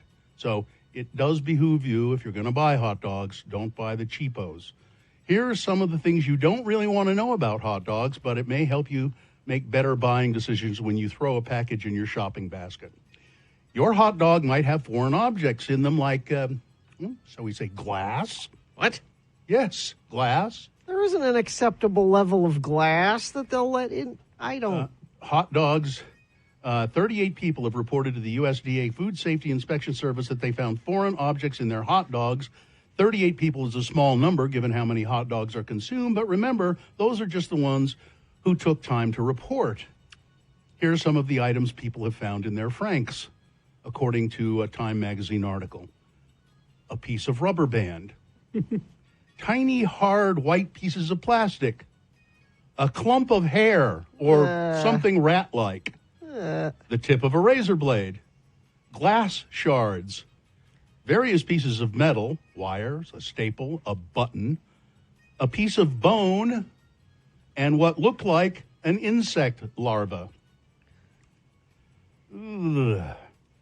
Why are we doing this? Because you should know about this. Do you eat hot dogs? No. Well, then it shouldn't concern you. Okay. But for those of you who do, but think about how many I have kids, you know, as you're growing up, and they're just little kids. Sometimes that's all you can get them to eat. Yeah, you know, hot dogs are ripe for foodborne contamination. According to the U.S. Food and Drug Administration, the issue comes down to hot dogs getting contaminated with listeria after being processed and packaged. The FDA's clear advice, and you know, Carrie, you've done this. You have eaten raw hot dogs. I have. So have I. Yes. They say make sure they are steaming hot because they could easily have listeria in them, and that'll kill it. Oh, I know who this list is for. To Mitt Romney. Oh. Yeah, hot dog meat. He loves hot dog meat. Yes. Like all the humans do. Well, there's apparently not much meat in a hot dog. Well, when you think hot dog, you think meat, or at least Mitt Romney does, because he says hot dog meat. Hot dog meat. What else could a hot dog possibly be? Well, if you take the time to read the ingredients, the first ingredient, followed by water on hot dog labels, but that's not exactly true. Meat is typically listed as the first ingredient, followed by water, but that's not necessarily true. There can be, and this is where what you were saying comes in, Gina, skeletal muscle. That's meat. Yeah, sort of. Also, a variety of tissues, including bone, collagen, blood vessels, plant material, peripheral nerves, adipose tissue, which is fat, cartilage, and skin. But if it helps at all, the study also noted that brain tissue is not present. So no brain tissue. Well, we have that going for us. Are there pig snouts in your hot dogs? Yes. According to an article published in Business Insider, hot dogs start with meat trimmings. This vague descriptor basically means that the meat is taken from the leftovers of an animal after all the other better parts of the animal are cut away. So hot dogs contain trimmings. Hot dogs contain tons of fat and sodium. We knew that. Yes. And hot dog making is beyond horrifying to watch, they say. But like if you eat a kosher hot dog, if you're going to have one, if you have a kosher hot dog, I don't think any of these things are in those. If your favorite hot dog uses the word, read the label, mechanically separated meat, you're consuming batter-like or paste-like meat product produced by forcing bones and attached edible meat under high pressure through a sieve. Why are we still doing this? To separate this is vital information. Your hot dogs may contain what's called white slime. It's a batter or paste-like meat product. Okay. Remember when there was that controversy over pink slime? Well, hot dogs may contain white slime, nitrites, and nitrates, which are associated with cancer. Kid-friendly hot dog. Oh, and hot dogs, is considered a kid-friendly food. Yeah. Kids, actually, they're a choking hazard. Kids choke on hot dogs all the time. You get too big of a piece in your little throat, and it's not good. I love hot dogs. After all that, are you still all in on hot dogs? I will still eat a hot dog. I'll still eat a hot dog. Yeah. But I do if the rare times that I buy them, I do make sure that they're like the Hebrew Nationals or I don't like Hebrew Nationals. They're kind of too salty, but a guy looked it up and says that Nathan's famous skinless beef franks are Consumer Reports' highest quality. Yeah. Those are of the very mass-produced, hot dogs. You get the gourmet ones, get the good ones. Get an all beef hot dog. You're generally pretty good. An expensive all beef hot dog. Yum. And try to get it without the nitrites and we never buy anything. We always buy uncured bacon now. Because it doesn't have nitrites or nitrates in it. Just pork belly. It tastes great. Yeah, it tastes fine. It tastes like bacon. Pork belly is delicious. Yes. Yeah. Okay. Sorry, Gina. There you go. We hope you'd enjoyed another list with Radio from Hell on X96. Enjoyed is not the word I would use.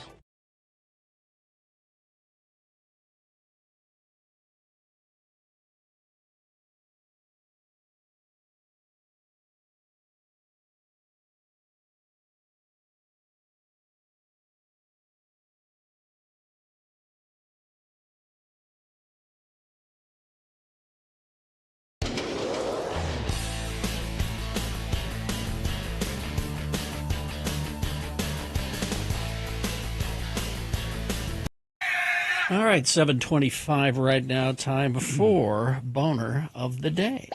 3 news stories. These will be examples of bad, stupid, or funny human behavior. And you will decide with your vote of these 3 candidates which one is the worst, which one deserves to be Boner of the Day for today, October 31, 2025. We'll give you 2 candidates now, a third after the news. And once you've heard all 3, then you will vote. One of you lucky random boner voters will receive. Can't buy it. Got to win it. Radio from Hell boner t-shirt. Boner candidate number 1. No, lady, you ruined your life all on your own. Las Vegas, Nevada. Lindsay LaMontagne. She is the director of Clark County's Criminal Justice Coordinating Council. This council is charged with addressing DUI delays.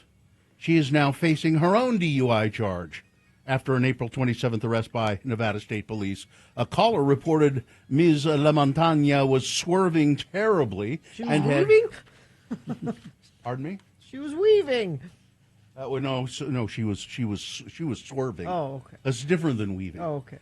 She was swerving terribly, and she had driven off the road approximately 5 times while traveling from downtown Las Vegas. Ms. LaMontagne told the trooper she was a county employee, and I only had 2 shots of Tito's vodka while I was downtown at a casino. And you've ruined my life by arresting me. Well, her court appearance was delayed last August due to blood testing backlogs. LaMontagne pleaded not guilty to DUI and reckless driving charges. You ruined. No, the point is, you ruined your own life. And the point is, you could have really ruined somebody else's life. Yeah. By driving drunk. By ending their life. That's boner candidate number 1. There's boner candidate number 2. Hey, what's the big deal? The kid was in a car seat. A woman has been arrested after crashing her car in California before leaving an slightly injured, 1-year-old baby at the scene of the accident. No. The California Highway Patrol's Dublin office shared photos from the scene of the incident on Facebook, writing that the abandoned baby will be okay after the driver had walked away from the vehicle. Without confirming the date of the crash, California Highway Patrol wrote, driver arrested after crashing and walking away. Thanks to a thorough investigation and questioning, this pedestrian was contacted on Interstate 580 after walking away from an earlier crash. The saddest part of the incident is a 1-year-old child was left at the scene of the crash. Whoa. Officers made contact, and after questioning the woman, they backtracked to the scene and located a slightly injured 1-year-old. Officers said thankfully the child will be okay, adding that the woman in question, who has not been identified, is now facing multiple charges. I hope. Oh, come on. What's the big deal? The kid was in a car seat. Boner candidate number 2. Coming up in a moment, boner candidate number 3. Hey, did you get that stuff we sent you?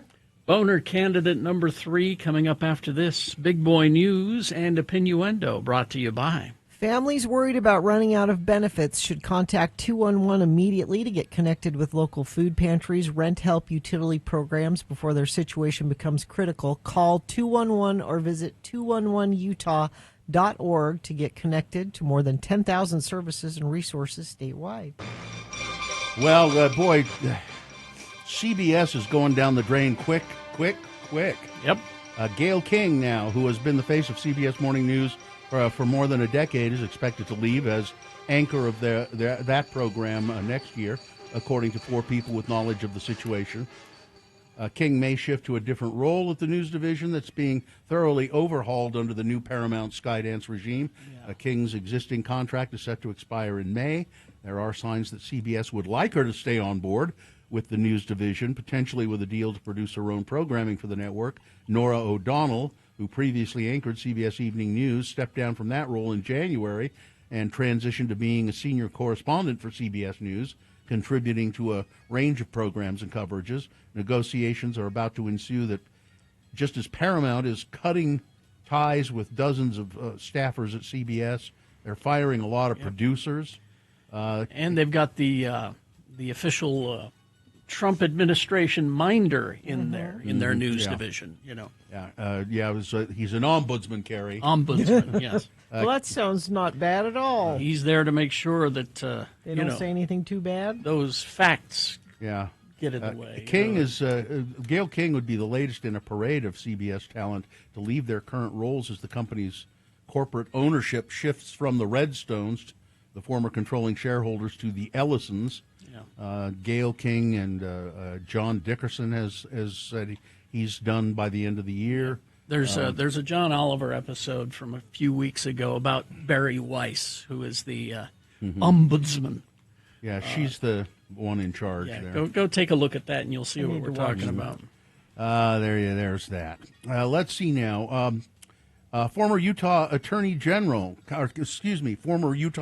Attorney David Levitt will still receive a public reprimand from the Utah State Bar over comments he made in a death penalty case.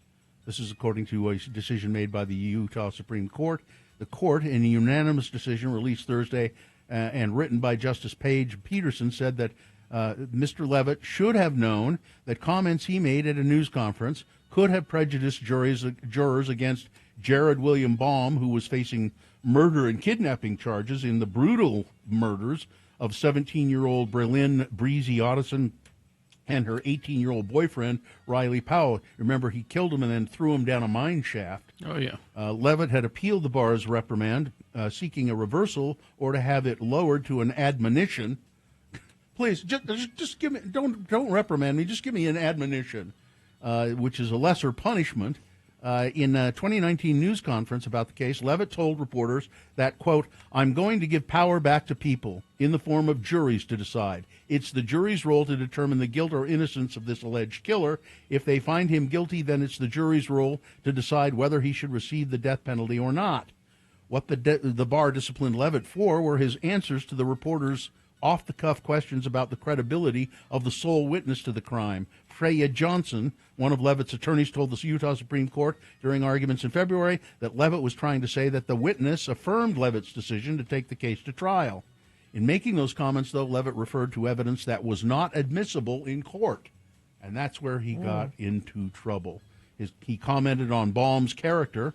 He vouched for the credibility of the state's witness based on a lot of evidence that the jury will never hear. He said this to reporters and suggested that Baum was guilty and made other potentially inflammatory statements. And these are things he certainly should not have done.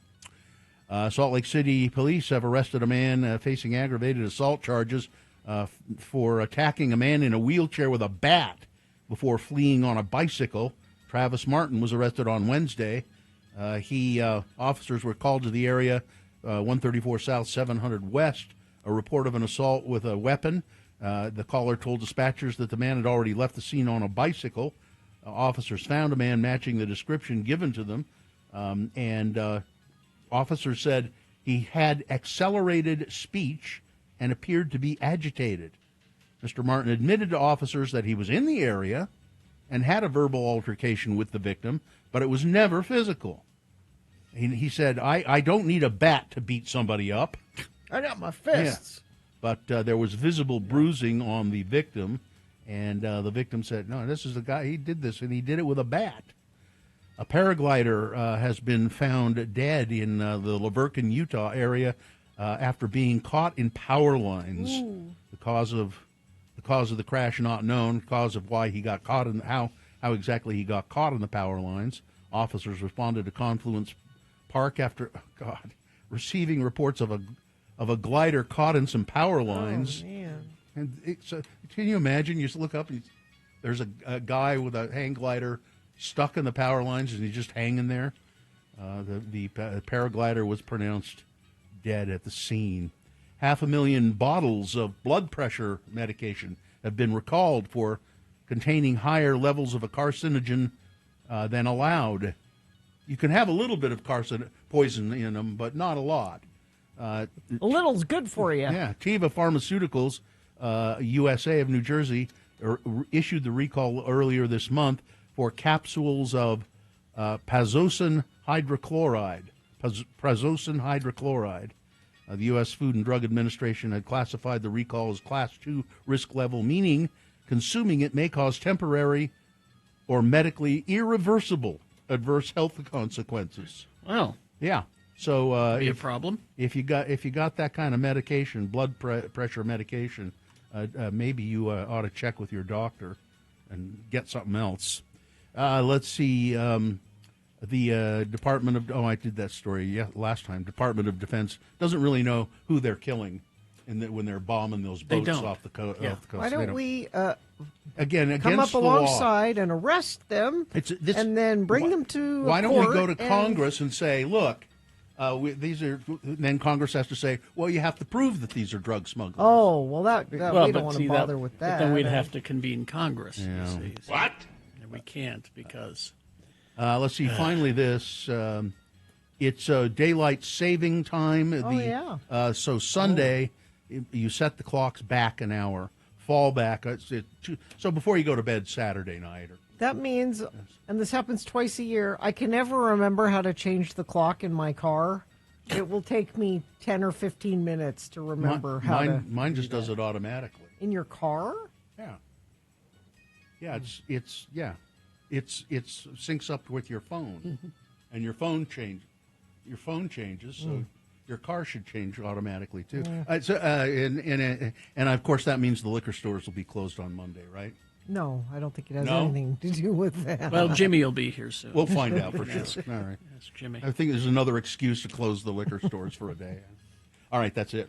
Weather, traffic. It's 43 right now. Just nice weather for your Halloween festivities, whatever they may be. 61 for a high, overnight low 42, and we do continue to warm up. We'll be 70 by next midweek, it looks like. Can you believe it? No, I can't. I like it for Halloween because that's nice to not have to worry about coats and everything. But after that, we should just plummet. It should snow on November 1st and just be that way for the next 3 or 4 months. But no, it'll be a nice, warm weather, sunny weather for the foreseeable future. Nice weather, damn it. Traffic looks like, I don't know if everyone's moving slow because you're putting on your costume before you go out today. There are no slowdowns or accidents right now. Let's see if we can keep it that way all day today, please. And also, if you're out there and can let me know about that water main break, 45th South 4th East in Murray. Haven't heard any reports on that for a bit. I'd like to know if they've got that under control and if it's still causing folks problems. Let us know if you see something, 33986. Here's boner candidate number 3. Hey, did you get that stuff we sent you? A Kentucky woman was expecting a package. And it was a package that she was expecting to contain medicine that's being shipped to her that she needs for her continuing health. So she gets this package. Oh, good, my medication has come. And she opens the package, and she finds body parts, human body parts, instead. Christian County Coroner Scott Daniel confirmed to Scripps News in Lexington that arms and fingers used for medical training were accidentally delivered to the home instead of the woman's medication order. The incident is believed to involve an airline company, a freight company, and a courier. The coroner retrieved the misdelivered body parts and transported them to the morgue, where they will be returned to the carrier for a proper delivery to their intended destination. Daniel confirmed that the body parts are sometimes shipped for transplants and research purposes, but it was a mix-up, and now it doesn't say here, I assume the poor woman did at last get her medication, But boner candidate number 3. Hey, did you get that stuff we sent you? All right, let's review the first two and vote. Boner candidate number 1. No, lady, you ruined your life all on your own. This is the story of a woman who is a commissioner in Nevada, a commissioner who is in part responsible for dealing with DUI cases, and she was arrested for DUI. And she told the arresting cop, "Don't you know who I am? I work for the county, and you've ruined my life." Was boner candidate number 2. Hey, what's the big deal? The kid was in a car seat. This is the story of a 1-year-old baby being found abandoned at the scene of a car crash. The infant was slightly injured, will be okay. A woman has been arrested for crashing the car and then just walking away, leaving the baby in the car. And then boner candidate number 3. Hey, did you get that stuff we sent you? All right.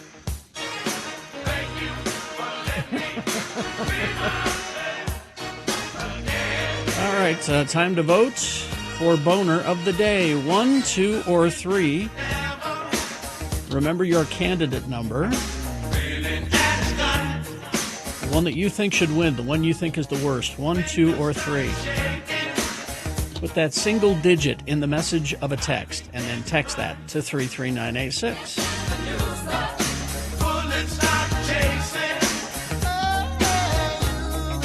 Or you can call Katie in the producer's booth at 877-602-9696. Or go online, x96.com. Look for the box that says Boners, October 31, 2025. Click and vote.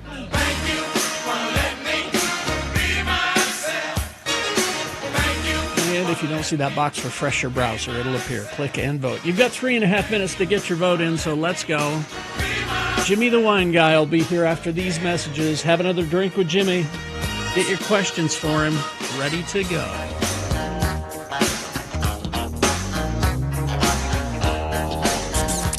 Yeah, you listen to Radio from Hell in your... It is the 23rd century. Humans have left the lowly confines of planet Earth and have sought their destiny among the stars. While many things have changed, one constant remains, the need for young men to venture forth and do the work of the Lord. This is the tale of 2 such men who at the age of 19 have answered the call of their general authorities and are embarking on a 2-year mission to spread the gospel throughout the galaxy. This is the story of Space Elders!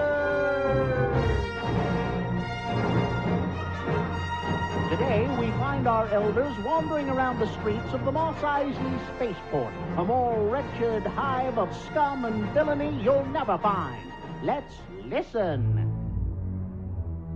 I just don't want to hang around here anymore. This place is pretty creepy. Well, if we could just find the right parts, I can have your hyperbike making light speed in no time. Well, where in heaven's name are we going to find parts for a hyperbike on this backwater planet? This looks like a good place to start. A cantina? Yep. We can't go into a place that serves icky Alderaan ale and icky Tatooine whiskey. Oh, to heck with the rules. Your hyperbike ain't going to fix itself. Hey, we don't allow your kind in here.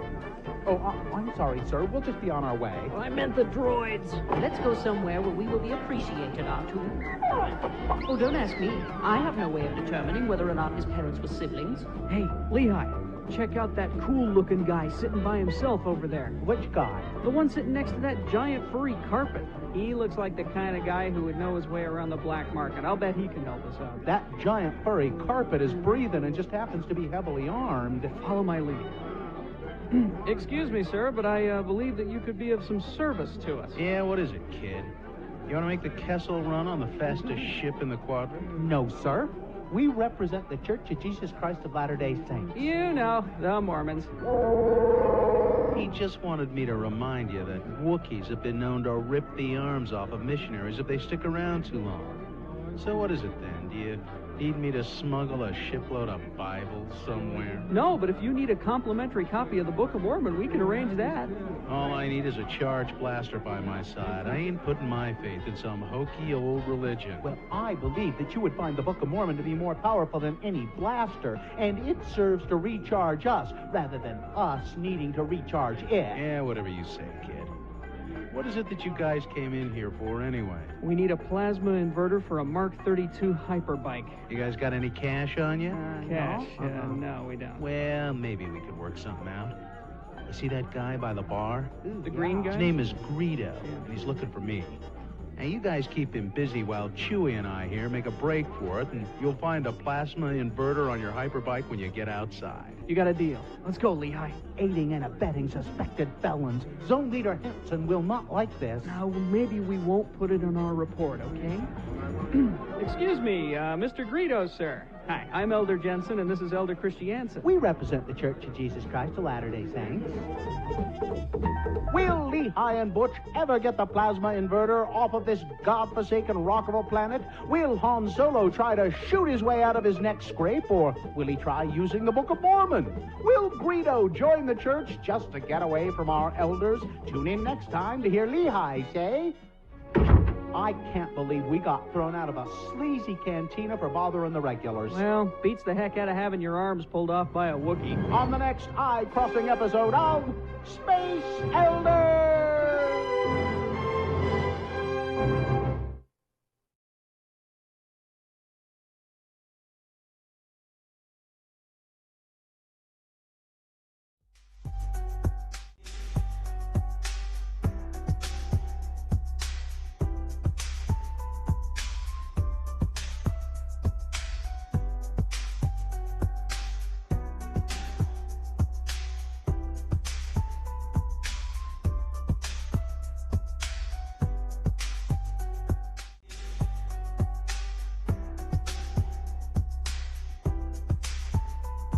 All right, 7:46. Time to award Boner of the Day. Now there's serious booze pouring going on in the background here.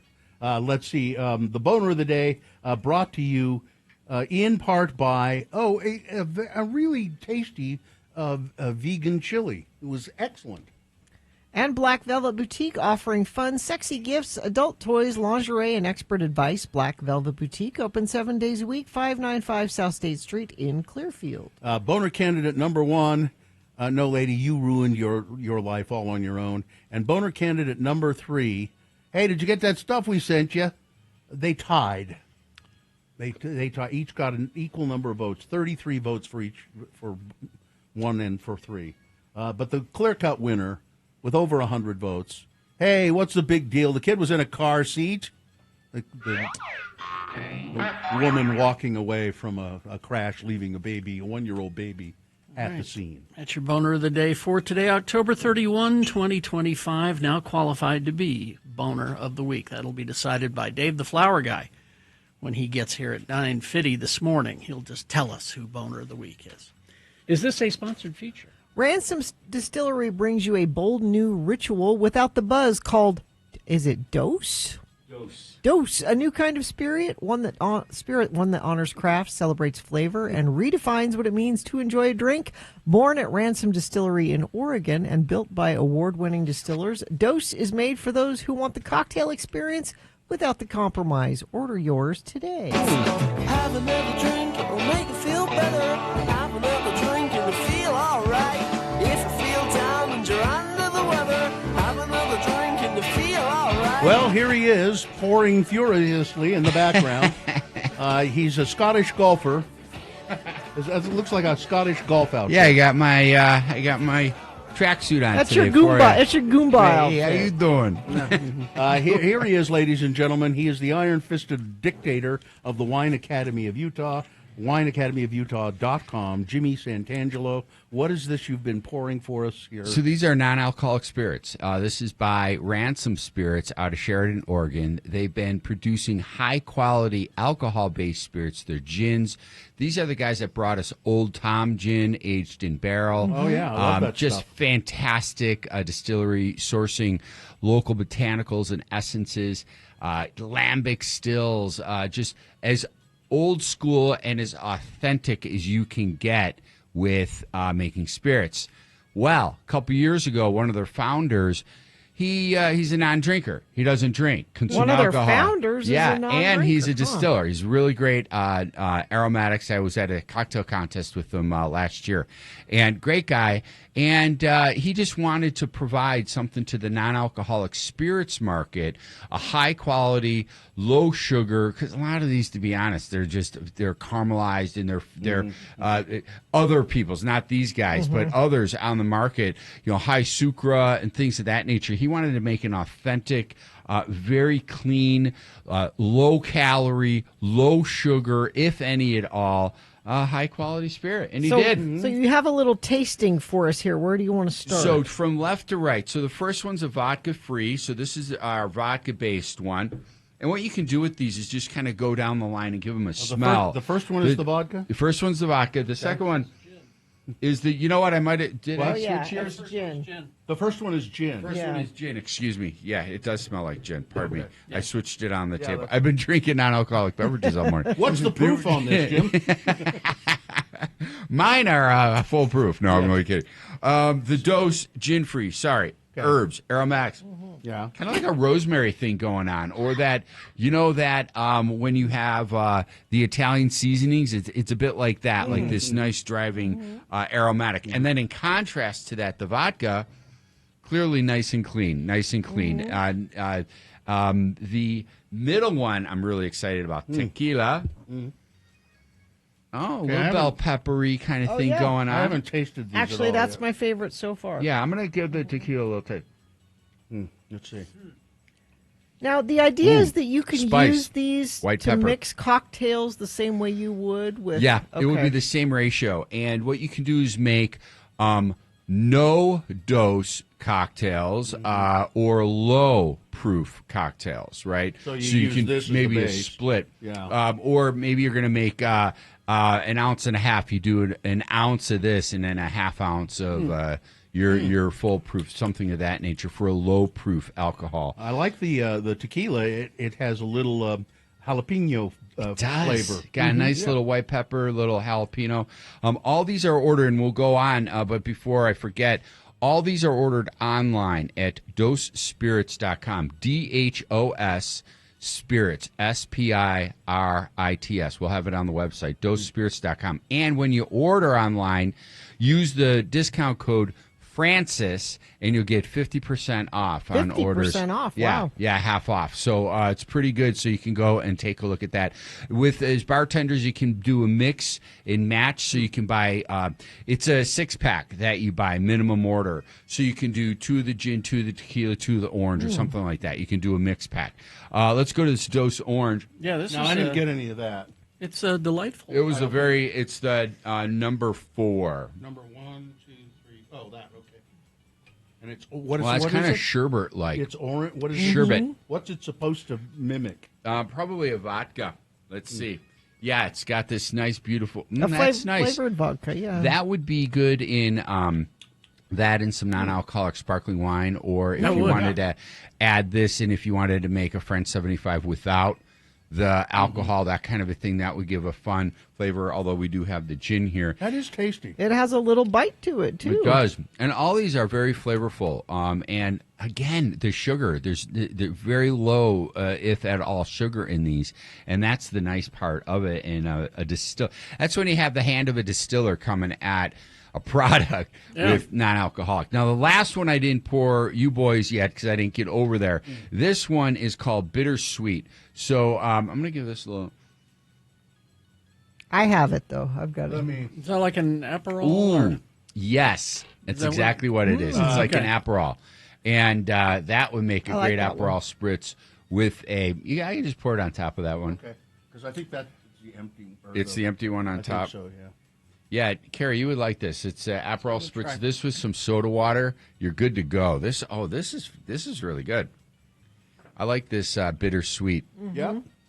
You keep saying there's no sugar in them, but they are. Got there some is nice a sweet, richness. There's a sweetness to And it. they're, Yeah. they're thick. Wow. Kind of. The That's good powerful. glycerol, Yeah. 5 calories on the back, keto friendly, which I think is pretty cool. A lot of people are diet.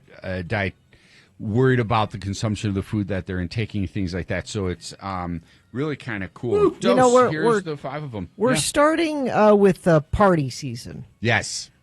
You got Halloween, you got Thanksgiving, you got Christmas, you got New Year's, and I've read that it's good to just have an offering for both. You can have, over here we have an alcoholic drink, and then we have some non-alcoholic, and then you don't make anybody feel uncomfortable. What if kind they're of not, stuff are you reading? Well, what are you? I mean, you don't even have to make it. You're like, I am offering this drink and this drink. Which one would you like? Nobody feels uncomfortable. There's something for everybody, and something that's not soda pop.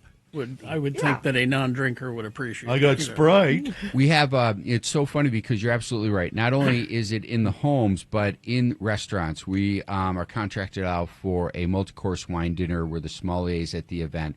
And the event coordinator asked, hey, do you have any non-alcoholic options? Mm-hmm. I said, for both cocktails and wine? She's like, I didn't even know about the cocktails. I knew about the wine. So this is going to complement that and allow us to supplement that easily and making them flavorful. And it's a matter of, people don't drink all over this country for a million reasons. And that's why the non-alcoholic segment is on the rise. Wines are spot on. These, by far, are the top premium non-alcoholic spirits I've tried so far. Yeah, and I've gone through a few tastings. So a couple of things. First of all, I like the vodka, the tequila. The tequila standout, and then I like the orange. Colored one, the bittersweet? No, the orange flavored one. Nice. And nice. the bittersweet is good. So I like those three quite a bit. So we had some time ago Danny Trejo's non-alcoholic vodka. Yeah, this is tequila. Tequila. I'm sorry. I think this is going to my head. Wait a minute. See what happens? It's placebo effect. Yeah. This tequila is much better than that. It is. Much, it really much, is. much better. And the other thing I wanted to point out is that, and let's give the order address again and all that, because you can get this stuff through the mail, legal. I mean, it's non-alcoholic, so they can ship it to you. That's right. It'll ship right to your doorstep, nice and convenient. 6-pack, get 2 each, and 1 or 2, and you're going to get 50% off. And it's DOS, DHOS, and then the word spirits, SPIRITS, and then use Francis, FRANCIS, that's a lot of spelling, as your discount code. Francis is our broker here in town at Libations. It's bringing in not only Ransom distilled spirits, but also these non-alcoholics now as well. Well, and you mentioned the Ransom. If you really want to, it's a little more expensive than a handle of Gilbey's. But a lot of things. Yeah. But if you want a really fine gin, that Ransom gin and the Old Tom gin that they best. make, they're very, very, very good gins. And I have a martini event this weekend where we're doing the history of the martini, and I use the Ransom Old Tom as the Martinez cocktail, the base cocktail. The original martini cocktail, and it's a lot of fun to be able to feature it. People just flip out because they have no idea. Nice. Yeah. Very well, cool. Stick around. We'll take some questions. If you have questions for Jimmy, clearly he knows all. 877-602-9696 is the number to call to talk to Jimmy. We'll talk to him right after this short break. You probably want to know where in the hell he got that tracksuit. Yeah. Could be. Still wanting an update on that water main break. If you have one, I'd appreciate it. That's the one at 45th South, 4th East in Murray. Crash northbound I-15, 72nd South in Midvale, off to the left shoulder. That's it. We've had a really good commute so far. Let's see if we can keep that going all throughout the day today. That's traffic. All right. Thank you very much. KXRK Provo, we will take a very short break. We'll be back with Jimmy the Wine Guy. 877-602-9696 is the number to call to talk to Jimmy. Ask him questions about beverages, hospitality, food, pairings, things like that. He can answer all that. 877-602-9696. And now, let's see. Ben Lomond Lanes, Washington Boulevard, 329 Washington Boulevard. If you grew up bowling in Ogden, you know Ben Lomond Lanes. You bet. It's classic. It is your last chance to experience the center as it was built. Now, they're not tearing it down. They're remodeling. That's all. So before the big remodel, you need to go and check it out. The final season of the original Ben Lomond Lanes. Book a lane, grab a beer, experience Ogden's classic retro bowling spot. You can go on weekends, Friday and Saturday night. Ben Lomond Lanes has affordable open play from 9 p.m. to midnight, so go and roll after 9 p.m. this weekend. And it's more than just bowling. There's entertainment. There's 50-cent pool, appetizers, cheap drinks after 9. And, oh, yes, come roll with us. Radio from Hell, Saturday, November 8th from 2 to 4 p.m. at Ben Lomond Lanes. It's our mixer, and you can find all that information at x96.com. But visit benlomondlanes.com to plan your visit to Ben Lomond Lanes. Let's see. I'm all full of olive juice. Have you been drinking the olive juice? You're not supposed to. You can. I've just been drinking it out of the bottle. I think it might help my cold. But The by the olive way, juice, really? if people have noticed I sound funny, I have a little cold. It is not COVID. And I'll tell you, if I catch a cold because you're being here, I'm going to be very unhappy. Mm-hmm. Well, hasn't the rule been since COVID?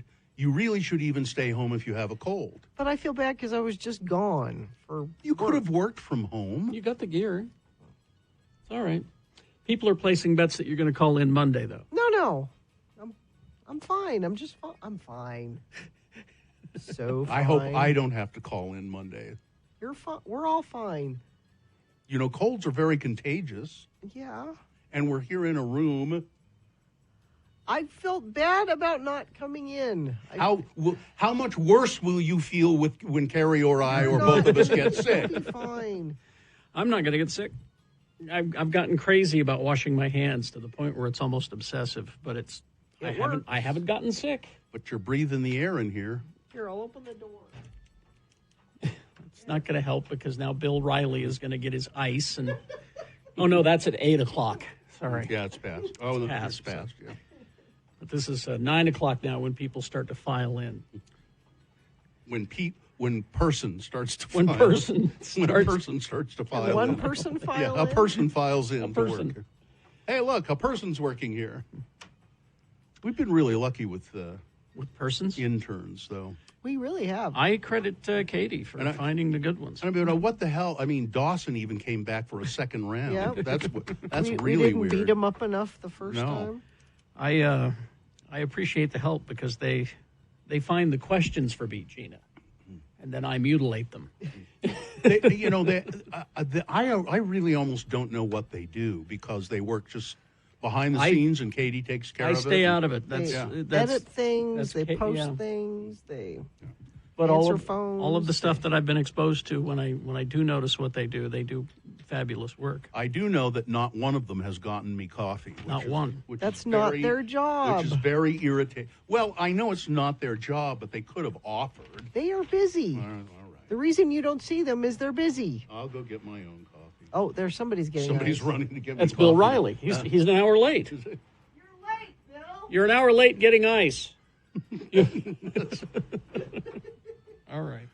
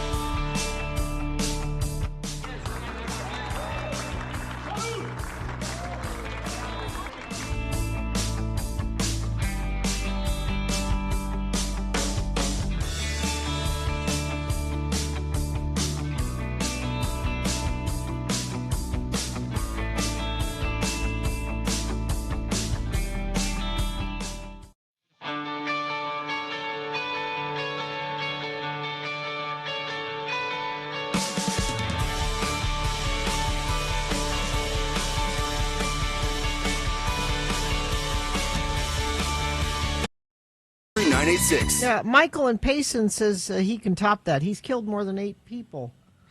Really? In Payson. Mm-hmm. Sounds about right. Yeah. Mm-hmm. Okay. Well, we're back with the preening Martinet, who runs the That's not nice. Who runs the Wine Academy of Utah. Jimmy Santangelo, Jimmy the Wine Guy, wineacademyofutah.com. You prefer Ruthless Dictator? That's nicer than The Preening Martinet. What's a martinet? It's a pinch-nosed, stuck-up Oh. sort of. Yeah, that's why I said that's mean. yeah. Okay. Dictator, that could be kind of strong, kind of cool. Listen, I just say these things to be funny, not to insult. Oh, okay.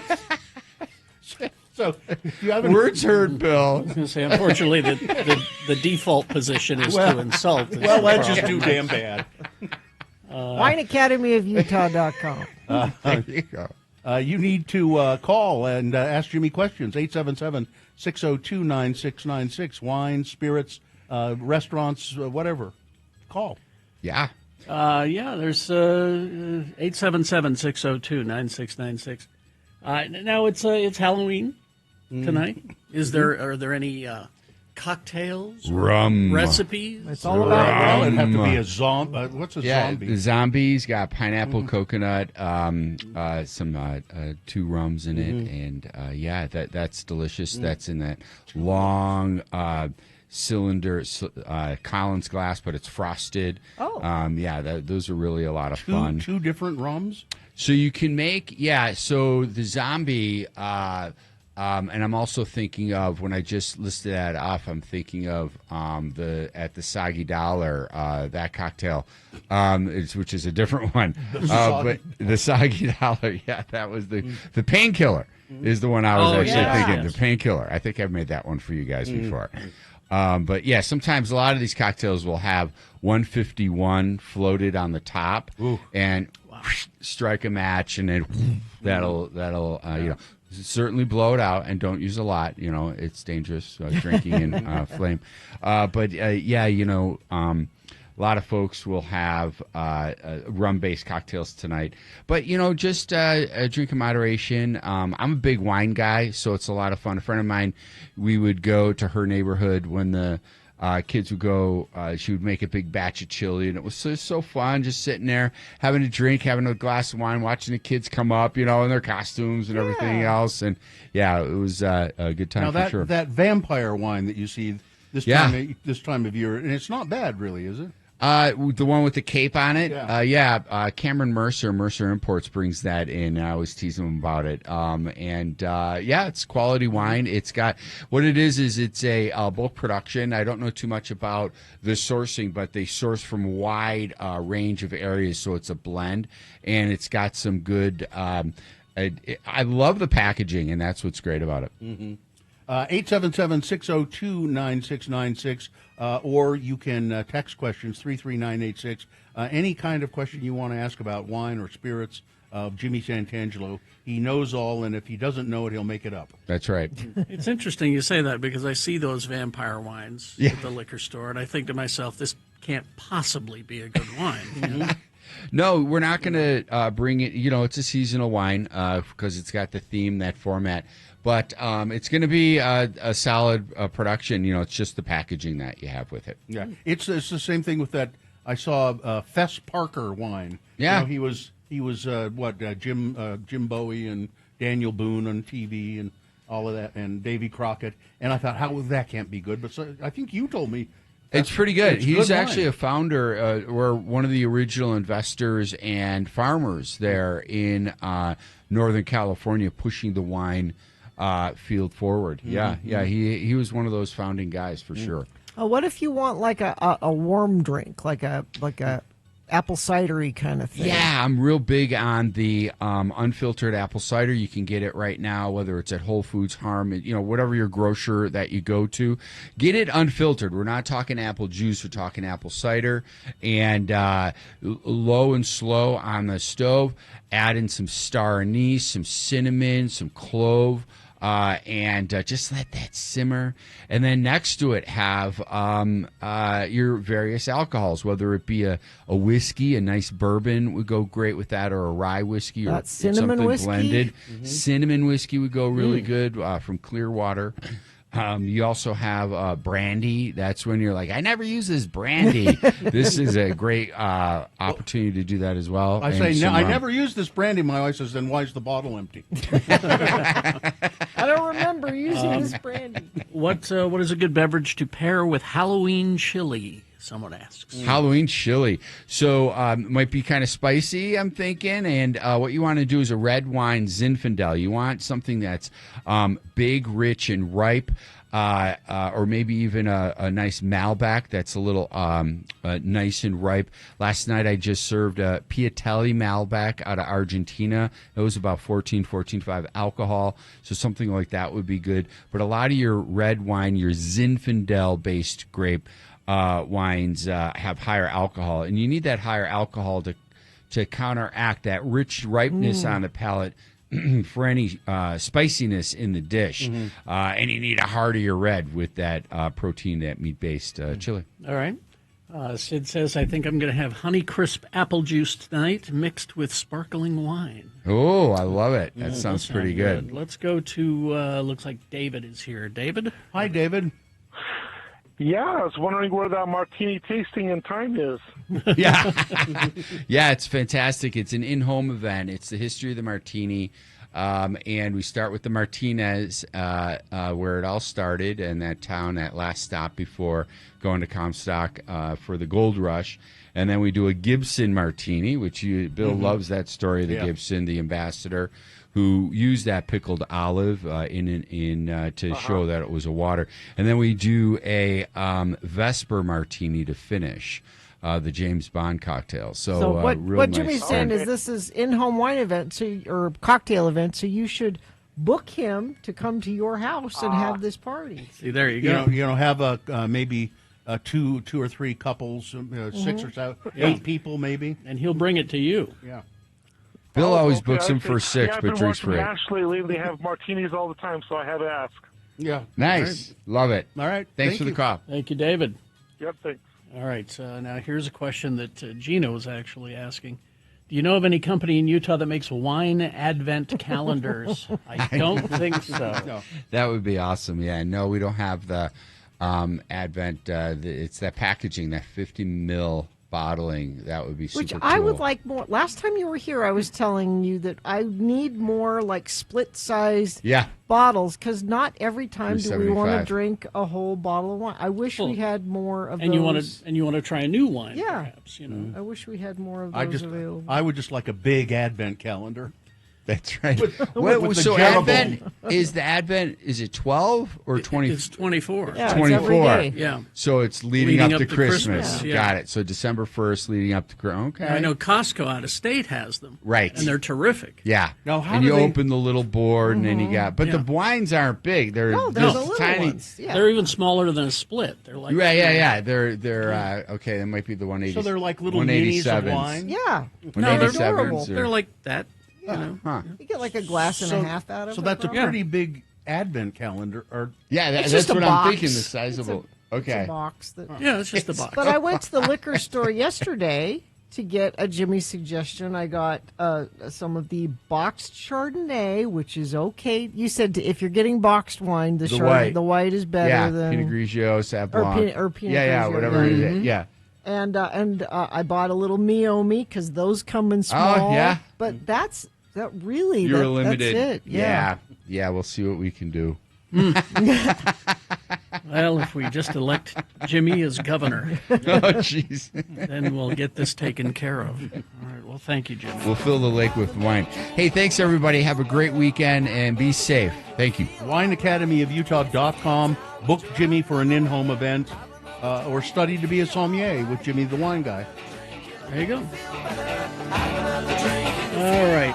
Traffic, please, Gina. Yeah, I really think everybody is like busy getting their costumes together and stuff because nobody's out on the roads. Crash northbound I-15, 72nd south of Midvale, and that is the only accident. That's the only accident I've reported today at all. If you see something, share it with us, 33986. All right. Thank you very much. Beat Gina coming up after these messages and a song. It's easy to play, easy to win the prize. What is the prize today? WWE tickets. Nice. WWE tickets for this week. Is it tonight or tomorrow? Do we know? They're here 2 nights. There will be one of the tickets nights. to one of the nights. All right. X96. Oh, we're pro. 877-602-9696 is the number to call and get those WWE tickets for this weekend. All you got to do is play Beat Gina, and the trivia today is Halloween trivia. It's the holiday in general. Okay. Halloween trivia. 877-602-9696 for the wrestling tickets. We'll play after these messages and a song. You can watch.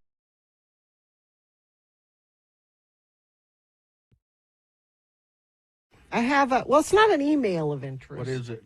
It's a DM of interest. Oh, I had a BM of interest one. Sorry. Sorry. DMs of interest. That's D. Yes. EM.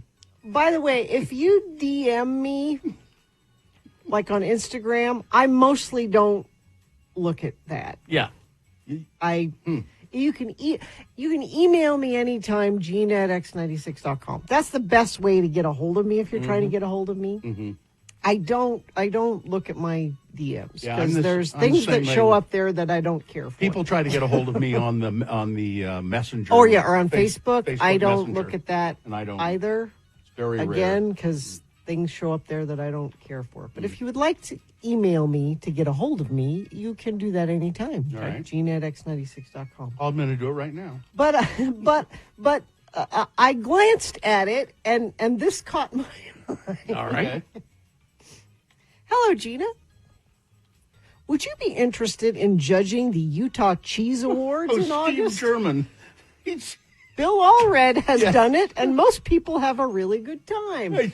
It takes just an hour or two. Yeah. Let me know, and I can give you more information. I think he's kidding. I don't think so. He contacted me and said, "Bill, you want to judge the cheese contest, the Utah Cheese Awards again this year?" And I looked and I said, "I'm sorry, Steve, I'm out of town." And he said, "Oh, that's okay. I'll ask again. Maybe I'll ask Gina." Now, I'm pretty sure he was joking when he This said doesn't that. sound like he's joking. No, I'm not getting any hint of Because joke. I sent him an email back saying, that was so funny, I forgot to laugh, Steve." But No, I don't think he. Now, I think there are some things about the character of Gina Barberi that are pretty widely known, but maybe not. If you're listening to this and are confused why we think this is funny, I do not care for cheese at all in any form. Famously, in any and form. I don't Even cottage Cheetos. cheese, cheesecake. And you know what? Cheese, I was cream talking to cheese. Cheese yesterday, and Cheese doesn't like you either. I don't eat any cheese He was at all. He I was don't kidding. I don't think so. He said, I don't. I think I got rid of the. There's no hint. No, I'll read it again. Hello, Gina. Would Yeah. you be interested in judging the Utah Cheese Awards in August? Bill Allred's done it, and most people have a really good time. It just takes about an hour or two. Let me know, and I can give you more information. That's not a. No, I'm getting. It's not a joke. I'm not getting any wink, wink in there at all. Yeah. Okay. He listens to the show a fair amount, I think. So I'm surprised. I'd be surprised if he didn't know that Cheese does not like you and you do not like cheese. How many cheeses did you taste? A lot of cheese. It was frankly, and Steve is a really nice guy, and I would do it again, but it's a beating because too much cheese. I forget it's a lot of cheese. It took 2 or 3 hours, and there must have been 40 different kinds of cheeses and. Somebody says, I'd be happy to put on a wig and judge the cheese contest as Gina if needed. There you go. There you go. Oh, I'm here to judge the cheese. I'm Gina Barberi. I've decided to bury my hatred of cheese. And you know, my husband has gotten me to eat all kinds of things I didn't eat before. I eat all kinds of vegetables. I eat fish. And he keeps saying, someday I think I'm going to get you to eat cheese. Someday. Well, now, guy in the chat room seems to remember that I took you to Cheesecake Factory once for a Mhm. slice of cheesecake, and you Mhm. had some. Well, it was a chocolate Oreo. It was cheesecake, Well, Gina. It was cheesecake. No, it was something else. All right. All right. It was something else. I don't care, and it's okay. It's okay for me to not like it. I eat That- cheese every day. That thing, the quality about cheese, the thing that you like about cheese, Mhm. is the thing that I don't care for. Exactly. I. If you understand what I'm saying. I know exactly what you're saying. The acting teacher of mine years ago said, I don't like lobster. And I had a friend who loved lobster. And I Yeah. said, what is it that you love so much about lobster? Mhm. Described it to Yeah. me, and I said, That's that's exactly it. the thing I don't like about it. It's just, It tastes spoiled to me. It tastes. it only tastes spoiled to you because you know that they make it by,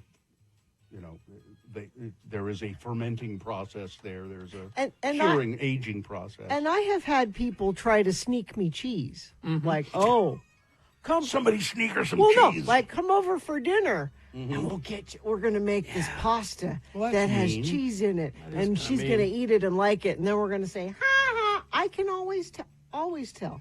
And if I order something that I say, can you please not put cheese on that? And they put it on it and they bring it out and I say, I'm sorry, no cheese. And they take it back and just scrape it off. I know when you do that too. I can taste it and I don't like it. This is a woman who's claimed that she can taste microwaves too. So It's a different thing. But there are lots of people offering to be the cheese judge. Yeah, plenty of people.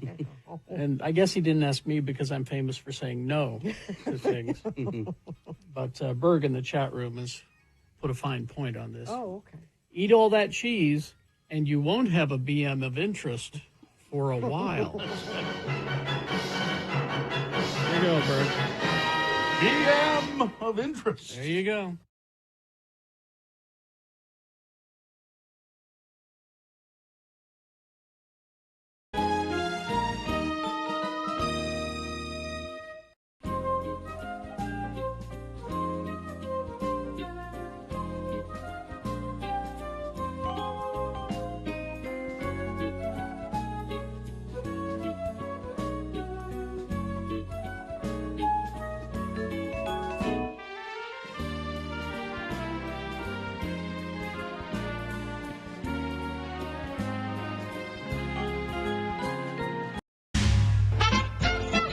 I'm Beat Gina, announcer Johnny Ola. Beat Gina in just a moment. But all over the world, people say Drambuie when they are asked what they would like to drink. Yet, Drambuie, yes, Drambuie was made in secret for over 200 years, and few people knew of it. And now everyone knows it, and everyone enjoys it. Drambuie was first introduced by Bonnie Prince Charlie. It was his personal liqueur.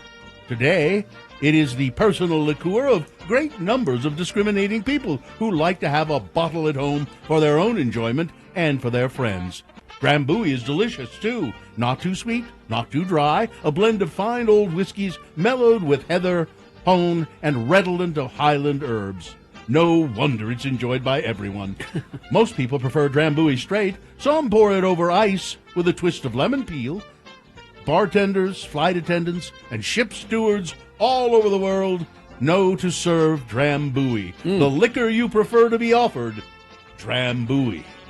And now, here's the host you prefer to be offered, the one, the only, Kerry Jackson. Thank you, Johnny Ola. You're welcome. Professional game show announcer. Care for some Drambuie? Yes, I'm Bonnie Prince Charlie. Bonnie Carey Jackson. First name Bonnie, was it? No? Okay, all right. The randomizer has picked a contestant. Gina, you'll be going against Michael today. Michael, are you there?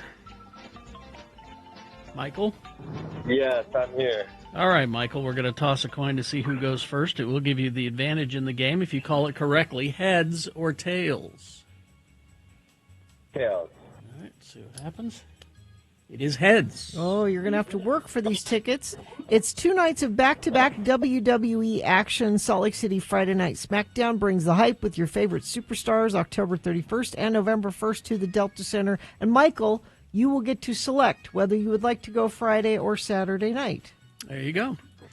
All right, so those are the prizes that you're up against, Michael. Gina goes first, multiple choice, pop culture trivia. If she gets it correct, she gets the point.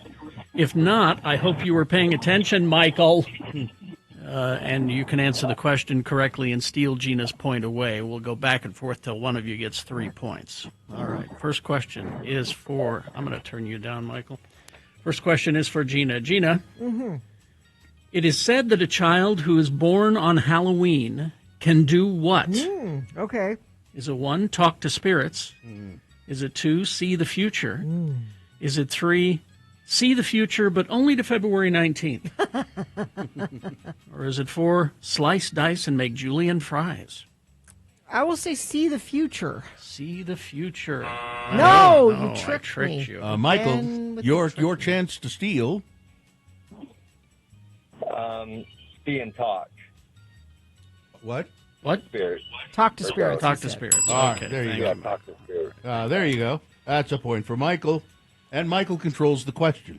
Michael, what are the top 3 most popular Halloween costumes for dogs?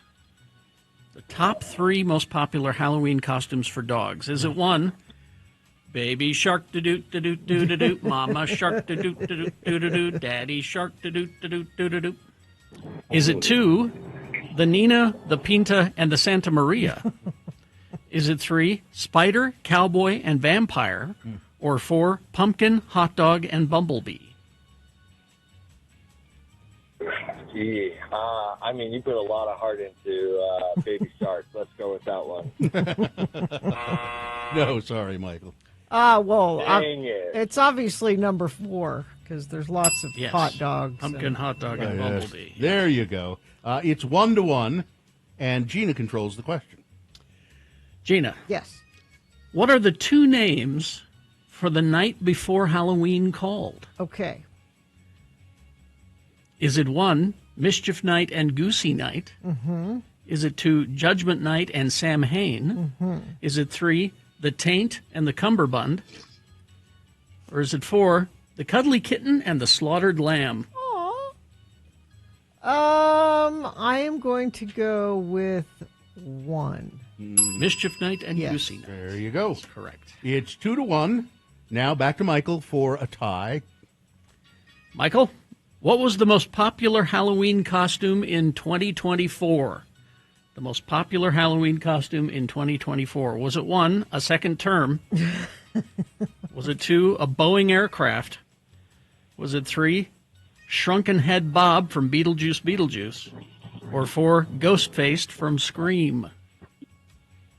Ooh. 4. Ghostface from Scream? No. No. Terribly sorry. It Gina? was really Shrunken Head? That was when the That- sequel was released, yes. Okay. All right, there you All go. right. Gina wins the game Gina, right there. way to Just go. like that. Yeah, easy peasy. Oh, but Michael, it's a holiday, and it's a holiday of giving.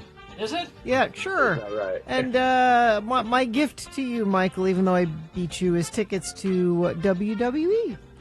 All right, hang on the line, Michael. We'll tell you how to get those tickets. All right, listen, I got to get out of here. Got to get home and get my Hulk Hogan costume ready for tonight. Ugh. All right, big boy news now, brought to you by... Laser Halloween is lighting up the night. Hear Thriller, Ghostbusters, and more in a bewitching show for all ages. Tickets are on sale at Clark Planetarium, and they are running it tonight. Don't miss this frightfully fun time. Well, Colin Farrell revealed to Stephen Colbert on The Late Show that Tom Cruise was not happy with him during the making of Steven Spielberg's Minority Report, a really quite a good movie. Farrell was in the midst of his substance abuse struggles during production, and he went out partying the night before his birthday, which happened to be a filming day. I had one of the worst days I've ever had on a film set on Minority Report. Farrell said, it was my birthday on May 31st, and we were shooting, and I begged production, who did I think I was, of a $20 million film if they could not have me working on my birthday. So, of course, my pickup was 6 a.m. on May 31st. And I got up to all sorts of nonsense the night before. And I remembered getting into bed, and as soon as I turned off the light, the phone rang, and it was the driver who said, "It's 10 past 6, and I said, "Oh, S." He was disheveled when he showed up on the set of Minority Report, so much so that the assistant director stopped him and said, You can't go on set like that. And I went, just give me a 6-pack of Pacifico, will you? And a packet of Marlboro Reds, and I'll be okay. Those will fix me right up. That's Daddy's medicine. Well, and I mean, really, it would have probably fixed him up to an acceptable level where he could function. He says it worked at the moment. It did work. And he said it was 2 years later I went to rehab. All the holy people that look on how to live life would say the present is all that counts. He said, I had a couple of beers. I went on set. It was terrible, but I managed to get through it. But Tom knew that I was just... We had to do 46 takes of one scene. Tom was not happy with me. I don't blame him. That No. sounds horrible. Tom Cruise, who I love actually, was not happy. And if you've never seen Minority Report, they're It's both really good. and they're both terrific in it, Tom Cruise and Colin Farrell. And it's interesting to see Colin Farrell, his progression as a human being and as an actor. Mhm. And apparently now people, they didn't like Colin too much back when he Back was in the day. Yeah, and now they say he's just the nicest, most gentlemanly, hardworking actor anywhere. Well, and speaking of Tom Cruise, Yeah. did you read the story this morning? No, What? No. He was dating what's Anna her? de Armas. Yes. She's backed off because Because he's too intense. He's a He's weird. He's a weirdo. He's a weirdo. Yeah. Despite the Trump administration's efforts to reinvigorate American coal, the industry is not gaining much steam. The clean coal? The Department of Interior offered up thousands of acres for coal mining on public lands in prime locations across Utah last month, but a bid from a single company to mine lands in the Manti La Salle National Forest fell flat a few weeks ago and was rejected by the feds. The Associated Press has confirmed. The failed auction followed another one in Montana where a company bid fractions of a penny per ton. Energy and economics experts say coal will not see a comeback despite Donald Trump's initiatives. Exactly. We're unlikely to see whatever steps they take bring a revival of the coal industry in the country. And I wish the damn Utah legislature would listen up. Coal is a thing of the past here in America. It's time to look forward, guys. Director of Government, let's see. Customers want cleaner, more affordable options than coal. Yes. The biggest market for coal is by far utility scale power generation.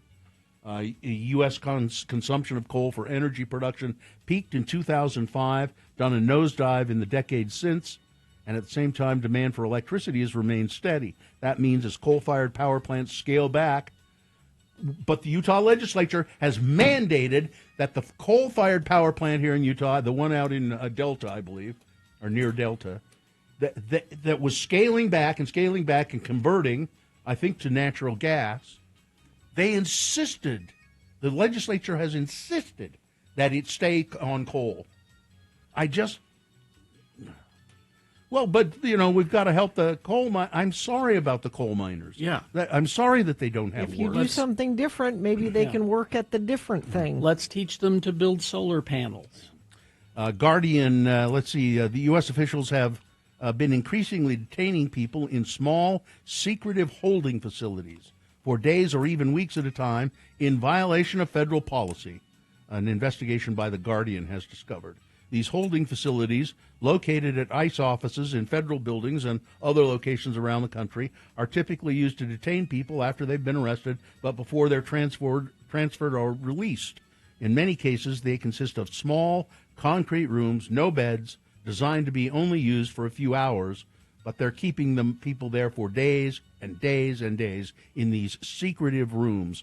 Again, violation of policy, violation of law, violation of human rights, and just plain cruel.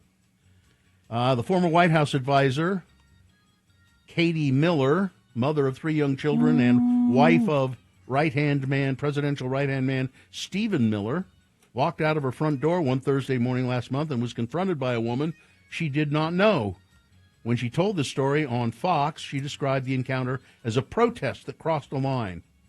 The stranger had told Miller, "I'm watching you." It never happened. This was the day after Charlie Kirk's assassination. Yeah, that's the point of this story. Yeah. She made it up. Yeah. It didn't happen. Let's see what else we have But here. she was threatening somebody with deportation yesterday on a news show. Yeah, I'm gonna. Well, they were talking about that, and Yeah. I'm gonna. You better. She said something like, "You better hope your paperwork's in order, Yeah. because if it's not, I'm gonna have you deported." Exactly. When Alejandro Juarez was returned to his homeland, federal agents told him that they were just following orders. Well, those orders were wrong. Mr. Juarez is back in Mexico. U.S. immigration officials acknowledge that they made a mistake when they suddenly deported him to his homeland. Alejandro stepped off a plane in Texas, stood on a bridge over the Rio Grande, staring at the same border he had crossed illegally from Mexico 22 years earlier. As U.S. immigration officials unshackled restraints bound to his arms and legs, Mr. Juarez pleaded with them. He said, I haven't been given a chance to contest my deportation in front of a judge. And the federal agents told him they're just following orders, and they made him cross the bridge into Mexico. And by the way, it's just interesting to note that Mr. Juarez was a worker at one of Donald Trump's golf courses. I'm president, and you're not. He was a golf worker, and he was mistakenly deported to Mexico. They've upped the reward to $5,000 for that racial slur that was on an Alpine construction sign. Oh. Yeah, there's now a $5,000 reward if you have any information about who may have altered that sign to say something racist. Contact the Lone Peak Police Department. St. George, people are worried about nuclear testing. They should be. I'm worried about it here. The residents known as downwinders lived through decades of health consequences after being exposed to radiation from above-ground nuclear weapons tests at what was then called the Nevada test site. And now people are saying, Trump is saying we're going to start nuclear testing again. And here's a story for you, Gina. We'll end with this. All right. A woman in Heber City, Utah, is concerned about saving a piece of the past, the critically endangered American cream draft horse. They're considered a rare heritage breed with less than 400 of them left in the world. Really? Yeah, said her name is Metzger. Something needs to be done to help these animals thrive so that they can be a part of our legacy. I don't know if we have a picture, but they're first of all, they're huge horses, and they're this beautiful cream color. I'll buy one. She has at KB Horses at Red Ledges in Heber City. Metzger has made it her mission to make sure that these horses do not go extinct. They're cream draft. I guess we don't have a picture. You should look it up, Gina. They're really pretty. I will. Horses. There. That's it. Well, sports, weather, traffic. We got plenty of time here. So you got College Game Day, of course, coming to town tomorrow for the U game against who's Cincinnati. on that? Who's on College Game Day? That's your Pat McAfee's, and is he the guy that doesn't wear sleeves? Yes. Okay. So for you fans, starting at 6 p.m. tonight, fans can begin lining up at President's Circle to start queuing the process for the entry to the pit area. Fans will be allowed overnight access at President's Circle tonight. All equipment like tents, sleeping bags, blankets, chairs must be cleaned up by 4 a.m. in advance of the entry process to the pit area. Any items left behind will be collected and donated and thrown away. So just you can spend the night, but clean up after yourselves. It's huge, and I am choosing to believe that there is no curse. Because what curse? Well, the U has had College Game Day here before. They've had the big shows here before. They don't do so well for whatever reason. It's how many times though? 3 times. Okay, that's not enough. No, it's not enough to be a curse. No. So 4 times, then maybe you want to. So I'm choosing to believe that all will be well for the game against Cincinnati tomorrow. It's blackout. So wear your black as you will, and as every time there's a blackout game, I insist that they play Scorpions Blackout at the stadium. Whoever's in charge of the music, please make that happen. And I got that all wrong. Well, I went to a blackout game, and I was just on the edge of being conscious. Took one drink and blacked out, and Let's see. Other than that, that's the big sports. Well, actually, there's a lot of big sports news this weekend. Of course, we've been talking about the WWE in town tonight and tomorrow. It's SmackDown tonight, and tomorrow there's supposedly some special guest tomorrow. Supposedly, I don't know who it would be, but the main event it's 4:30 tomorrow. So lots of big sports in town. Last night in the NFL. The Ravens over the Dolphins, 28-6. Tonight, you've got the Utah Jazz on the road at the Suns, 8 p.m. that game. The Mammoth, let's see, they don't play again until Sunday. They play the Lightning that day. And World Series, that could be over tonight. Toronto's leading the series 3-2 against the Dodgers. They play today at 6 p.m. I think LA is going to rally. They might, yeah. They might. Let's see. Weather. 43 right now. It's going to just be great weather for Halloween. 61. You're not going to have to wear a coat. It's not going to rain. It's going to be just a nice evening. 42 overnight for the low. Tomorrow, 66, mostly sunny. Sunday, 68. Looks like Monday, 70. I know it's November. I know we have daylight saving happening over the weekend, but the weather, I'm looking all the way through the end of next week. Maybe we have a chance of rain Wednesday night into Thursday, but looks like warm, beautiful weather for the next 5 days at least. Traffic has been really great this morning. Not a lot to tell you about. I just refreshed to see if anything new had cropped up. There was this crash, let's see, northbound I-15, 72nd south in Midvale. We also have one northbound I-15 SR-177 in Davis County. And I'll check our message stream to see if anybody sent anything in there. No, but if you see something, you are welcome to text us and let us know. We appreciate it when you do that.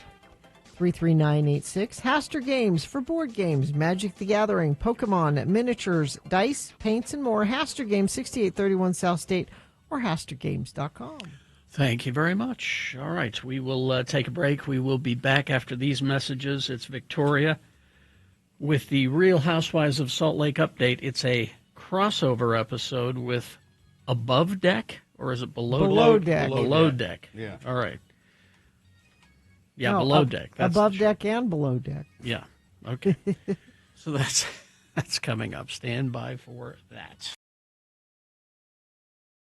It's not a big deal, but I guarantee you, Gina, if today were the day you were going to court at 8:15, you would not have come to work. It's true. You wouldn't have come to work. That's true. I would too. I don't think you would have. You would have said, I got court. And we'd say, when? And you'd go, I don't know. And that'd be it, you know. I'm not sure. You wouldn't come in. Court sometime. I got court sometime. I don't know. On another topic, a totally different topic. Yesterday, we went to lunch at the Lone Star Steakhouse in Sugar House with the staff, and Gina was there with her baby, and I was the little Jonesy, who's almost a year old and just as cute as anything, and I was the only person at the table who made the baby cry. Well, she's my daughter. She knows you make me cry Everybody day. else is going doobie playing with the baby and Again, being cute Gina, with the baby. that doesn't work because I didn't make her cry. That's true. And I've made you cry. That's true. On the radio.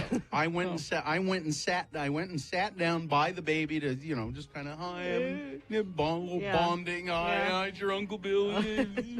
Cried. Even Artie Fufkin didn't make her cry. No, I thought for sure Artie was going to make her cry. Hello, baby. Hello, baby. Hello, baby. Hello, baby. He did that for like 10 minutes. And kept waving his hand. He said, don't eat trans fats or you'll end up looking like me.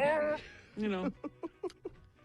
Even Artie didn't make the baby cry. Artie could have picked the baby up and placed the baby in his mouth, and the baby wouldn't have cried. The whole head, and the baby wouldn't have cried. I think it's your facial hair. Might make you look scary. Hmm. I'm just guessing. Was I the only one there with facial hair? Mm-hmm. Well, Heather. Just kidding, Heather. She hasn't experienced a lot of facial hair. Yeah. Maybe. I don't know. And then I brought her over to you later. Like, it's safe with mommy Yeah. holding you kind of thing. She And I didn't- gave Bill a hug. See, he's nice. She didn't cry then, but she was barely holding it. She had the face. Barely She had- holding it together. She had the. You could see she was face. just like any second she was just gonna. It was the face. We were there for 2 hours, and she was good the whole time we were there. I didn't have to get up and walk around with her once. Are you surprised? No, but Are you bragging? yes. Okay. So she's like that all the time. You're just bragging. Yes. Yeah. And she didn't do that once, does she usually? Well, no. Well, wow. She ate all kinds of things for lunch I didn't eat.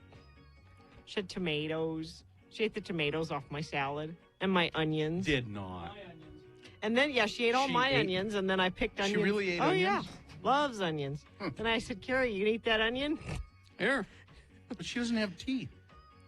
She has 4. That onion even had blue cheese dressing on it, Yeah. Gina, which is something That's else what that you I'm wouldn't saying. eat. Well, now that says a lot to me, and because when I sat down by the baby, and maybe this is why she cried. I went, "Hi, honey. God, your breath stinks." You hurt her that's why she feelings. cried. That's why she cried.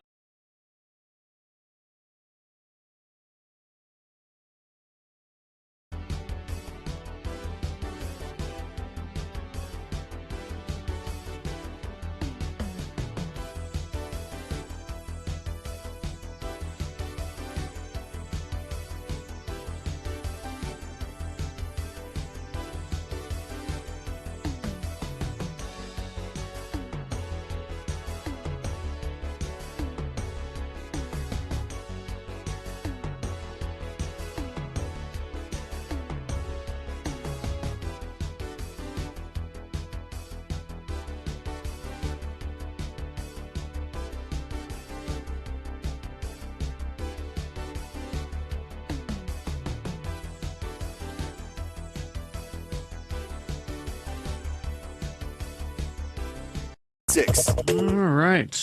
Is this sponsored, Gina? Why spend stupid ticket prices for concerts when you can experience great live music for much less at Salt Lake's coolest, most intimate venues? Get spooky with the Dead Man's Dance Party at the Stateroom Friday, October 31st. Get tickets at stateroompresents.com.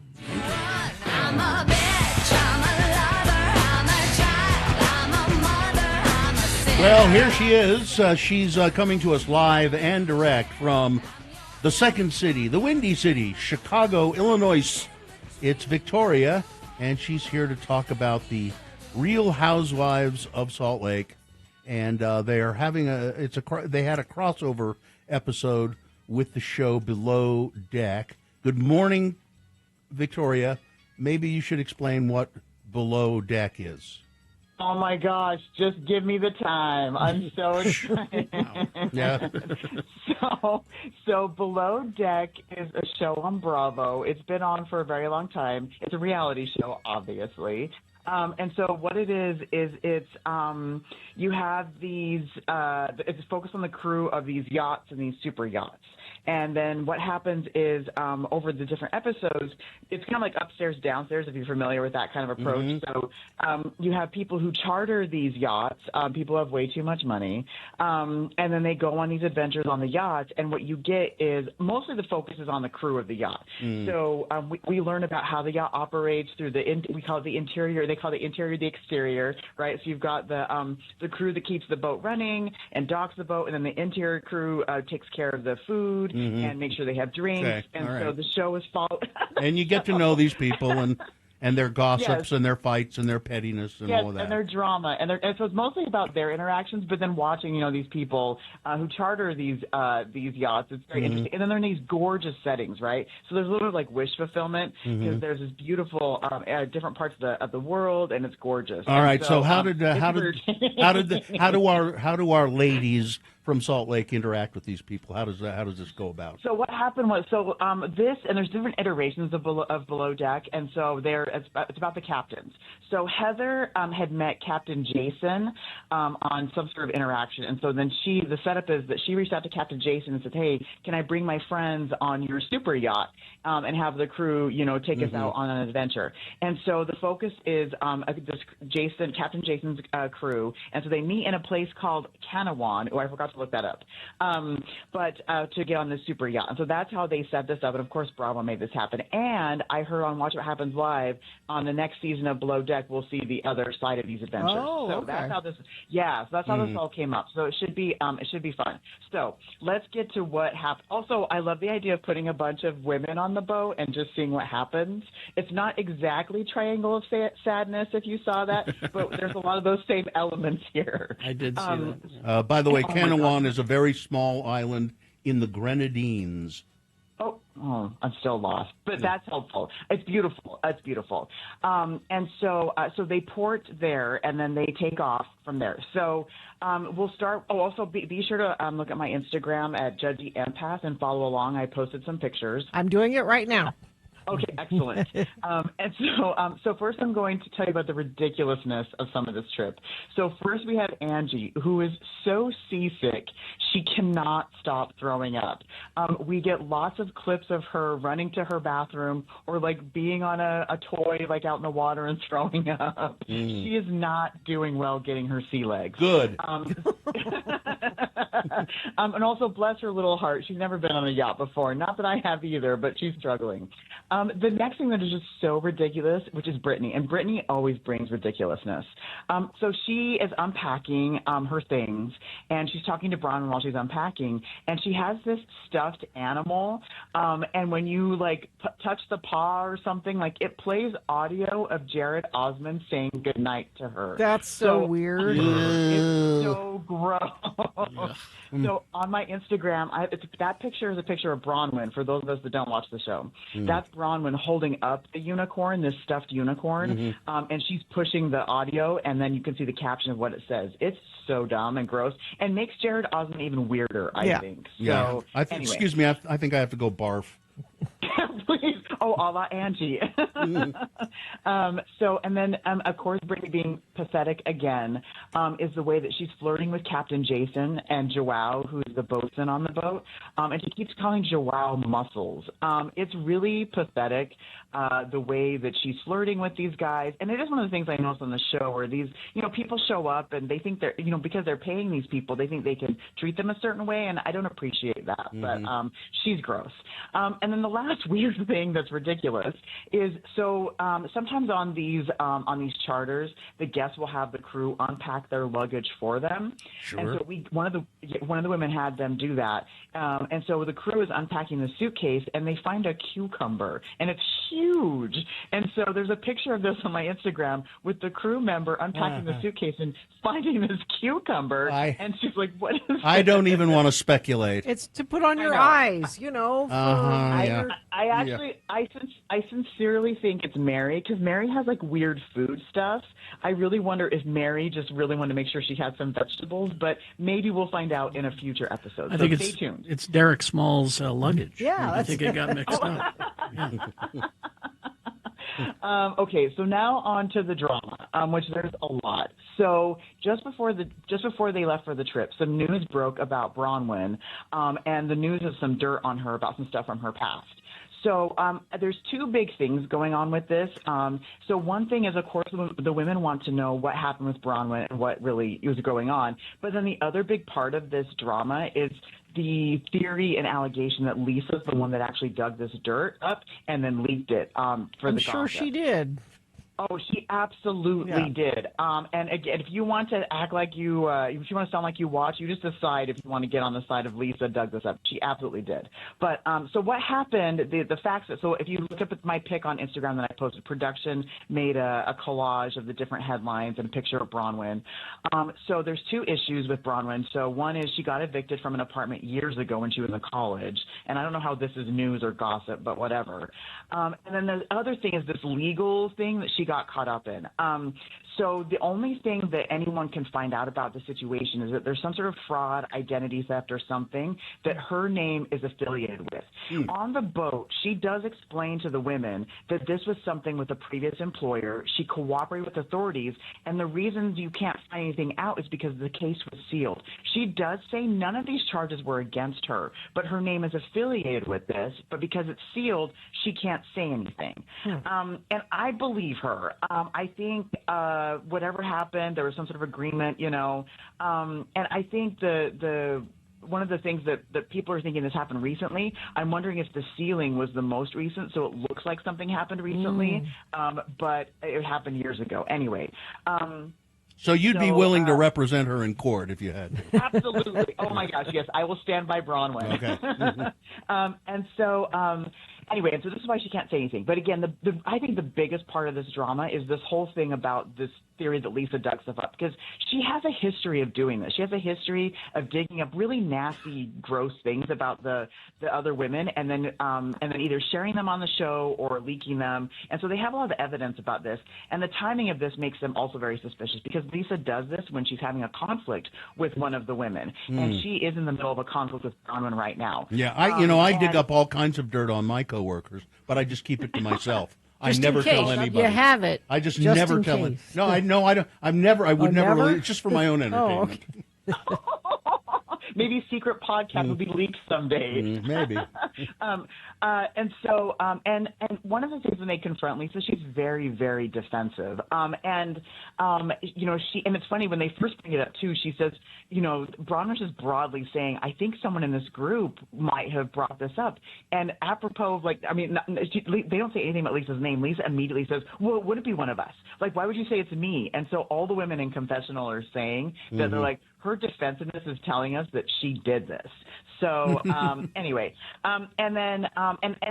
she's really evil, and I think in a lot of her confessionals here, like, she absolutely did this. But even if you don't want to sign on to thinking that Lisa's the one that dug this up, she is absolutely a garbage person, because they're on the yacht. They're on the yacht, and and one of the things, they have a bar, right? So the crew serves them drinks and things, and so they prepared these margarita shots for everybody when they arrived. And Lisa says, well, I'll drink this, but from now on, I'm only going to drink Vita tequila. I'll make sure you have some. She is so gross and just needs to get over herself completely. But she's just a good marketer. Come on. Well, she is that. I will say she is that. All right. Also, Yeah, go ahead. Go ahead. So the quote of the week is, all crew, a guest has lost a nipple cover, all crew. So one of the things I learned on Below Deck is when they're talking to each other on the radio, they'll do that, right? A call to all crew. And so someone lost a nipple cover, and everyone needs to go and find it. What? I don't know what that would be. What? A nipple cover? Yeah. Oh, Gina, do you want to tell them or should I? Go ahead. What? I don't. Okay.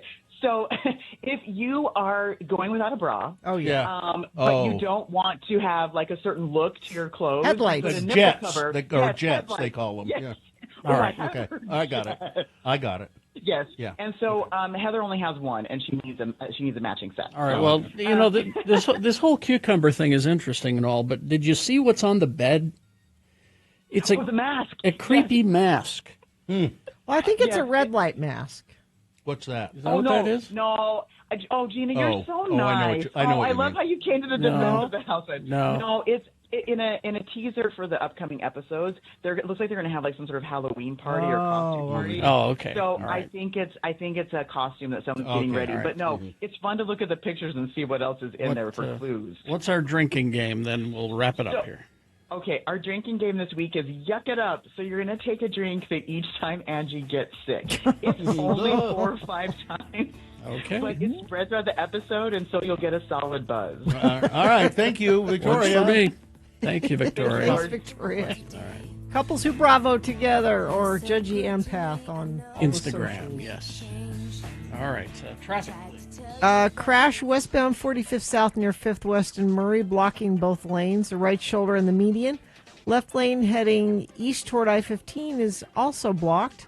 That is the only accident, though. Everything else seems to be moving very well, and you haven't sent anything in via text, but you certainly can if you see something at 33986. All right. Thank you very much, KXRK Provo. We will take a break. We'll be back after these messages and a song with the Boner Recap game. It's easy to play. All you have to do is tell us who won the boner this morning. If you're listening, you know.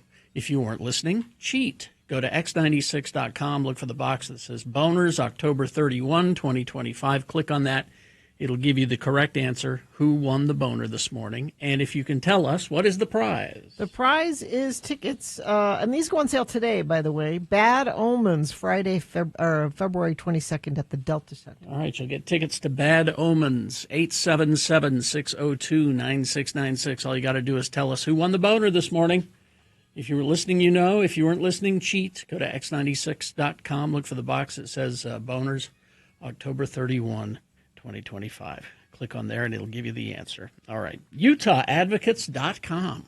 The Advocates, personal injury attorneys, award-winning personal injury attorneys, and they are a local firm, and they will help you if you've been in an accident and they determine it's not your fault. They will help you deal with the insurance companies. This is if you get injured, you have medical bills, you're out of work, all kinds of things that can come up when you've been injured in an accident. Maybe not even you. It could be a loved one that's had to deal with this. You'll never pay a dime out of pocket while the advocates work on your case and recover the compensation that you deserve. That's the way you need to think about this. I deserve this, and that's why I called the Advocates. I deserve an advocate. 801-355-5550. You can call them 24 hours a day, 7 days a week. 801-345-5550. Or you can text them and chat online, UtahAdvocates.com.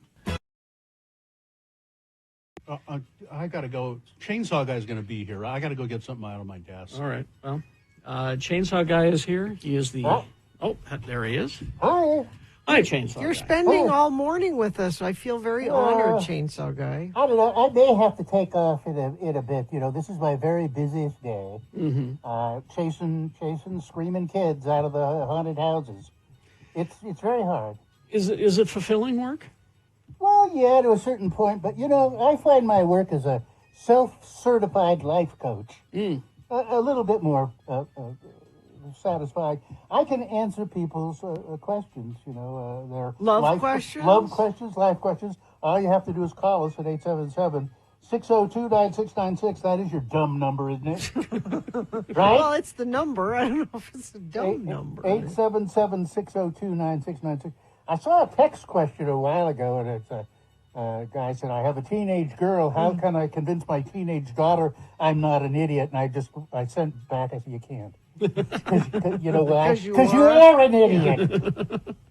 I like to think of this as Hello, yeah, what? It is, Chainsaw Guy edition. Well, whatever you want to talk about with Chainsaw. So, yeah, 877-602-9696. Hello, yeah, what? Well, that's the dumb number you use to reach out to Chainsaw Guy. You know, I spent many years reading self-help books. Is that how you became a self-certified life coach? You bet your booty. Sure did. That's how one becomes self-certified. Yeah, self-certified life coach. I can tackle just about anything. Because you have to do something the rest of the year. You're not there are no haunted houses to chase people around all year long. Well, that's true. I put my shingle out out on the front of the house. It says, you know, Chainsaw Guy lives here, self-certified life coach. Please come in. Just walk in. Just walk in. You can just walk in. And then I also have the worm farm. Walk-ins welcome. Yeah, well, just walk in. It's fine. You don't have to have an appointment or anything. Yeah. And I like answering the calls that aren't coming in today on your stupid phone line. 877-602-9696. Well, I don't know. Maybe it's your attitude that's keeping people away. You keep saying everything's dumb. Yeah. Yeah. Whatever. Hello, yeah, what? What do you two knobs know about it? Well, see, there we go again. I mean, I can be kind. Now, Chainsaw Guy, you are a life coach, love coach. Do you have a special someone in your life? A Mrs. Chainsaw Guy? Well, I'm just wondering if there's... I had a Mrs. Chainsaw Guy, but then I went to that law firm. You know, she's trying to take See, we got divorced. She's trying to take She was trying to take my spoon and my eager beaver and my still chainsaw. Doesn't she realize that's your work? Yeah, well, she doesn't care. She doesn't care. No, she's got herself a new guy. She just wants my chainsaws and my hockey bats. Can't have it. You're taking me for everything you're worth. That's right. All right. Well, Here are a couple of text questions. Okay. That I guess we could do. right. And they're basically about chainsaw maintenance. One, Okay. how often should one change the oil in the chainsaw? And two, how often do you sharpen your chainsaw? You don't sharpen a chainsaw, you dope. You just buy a new cane. I'll buy it out here. And take it away, you just go. But I don't care anymore. You just don't have others. But you know, maybe it's just pepper today. I'll take a pepper. And then I go to my first hand. And I put the medicine in the post on my foot. And then I put its hands on her. And it's really easy to and it's very handy for removing warts. Warts, huh? Warts. If you got a wart, you get the chainsaw out. Well, Better way to remove it. My small one. now here's a texter that is laying some information on me. I'm shocked to learn this. What's that? Because I'm apparently so naive. What? What is it? Texter says, all life coaches are self-certified. It's not a regulated profession. I'm shocked to hear this. Listen. This is astounding to me. This is the first I'm learning this. Mr. or Miss Smarty Pants, when you say it's very difficult to self-certify. You have to read that Life Coaching for Dummies book. That's right. And that's not an easy book to get No. to. There are no pictures. No, Life Coaching for Dummies. That's what you do. It's all And then words. In the back of the book, Yeah. there's a form, and you can Xerox it and fill it out. Xerox it. Yeah, photocopy. Yeah, don't make fun of me. I'm older. You've been chainsawing for I've been chainsawing for decades. Decades. And so you fill out the form, and then you can frame it. And that's your certificate, see?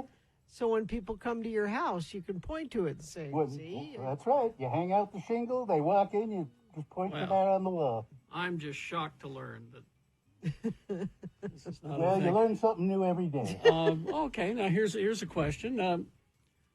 Who is your favorite slasher? Michael Myers, Leatherface, Jason? Well, you know.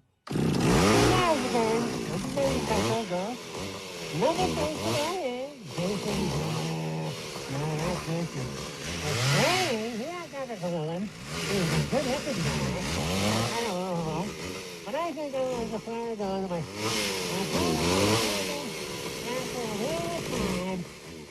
would be Phil Raymond.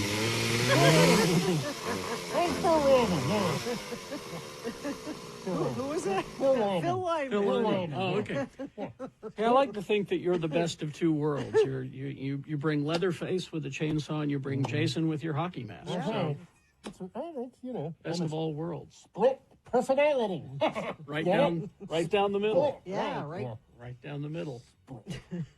All right. Well, thank you, Chainsaw All Guy. right, Thanks for coming in. All right, I got work to do. You do. Okay. All right. I got kids to chase.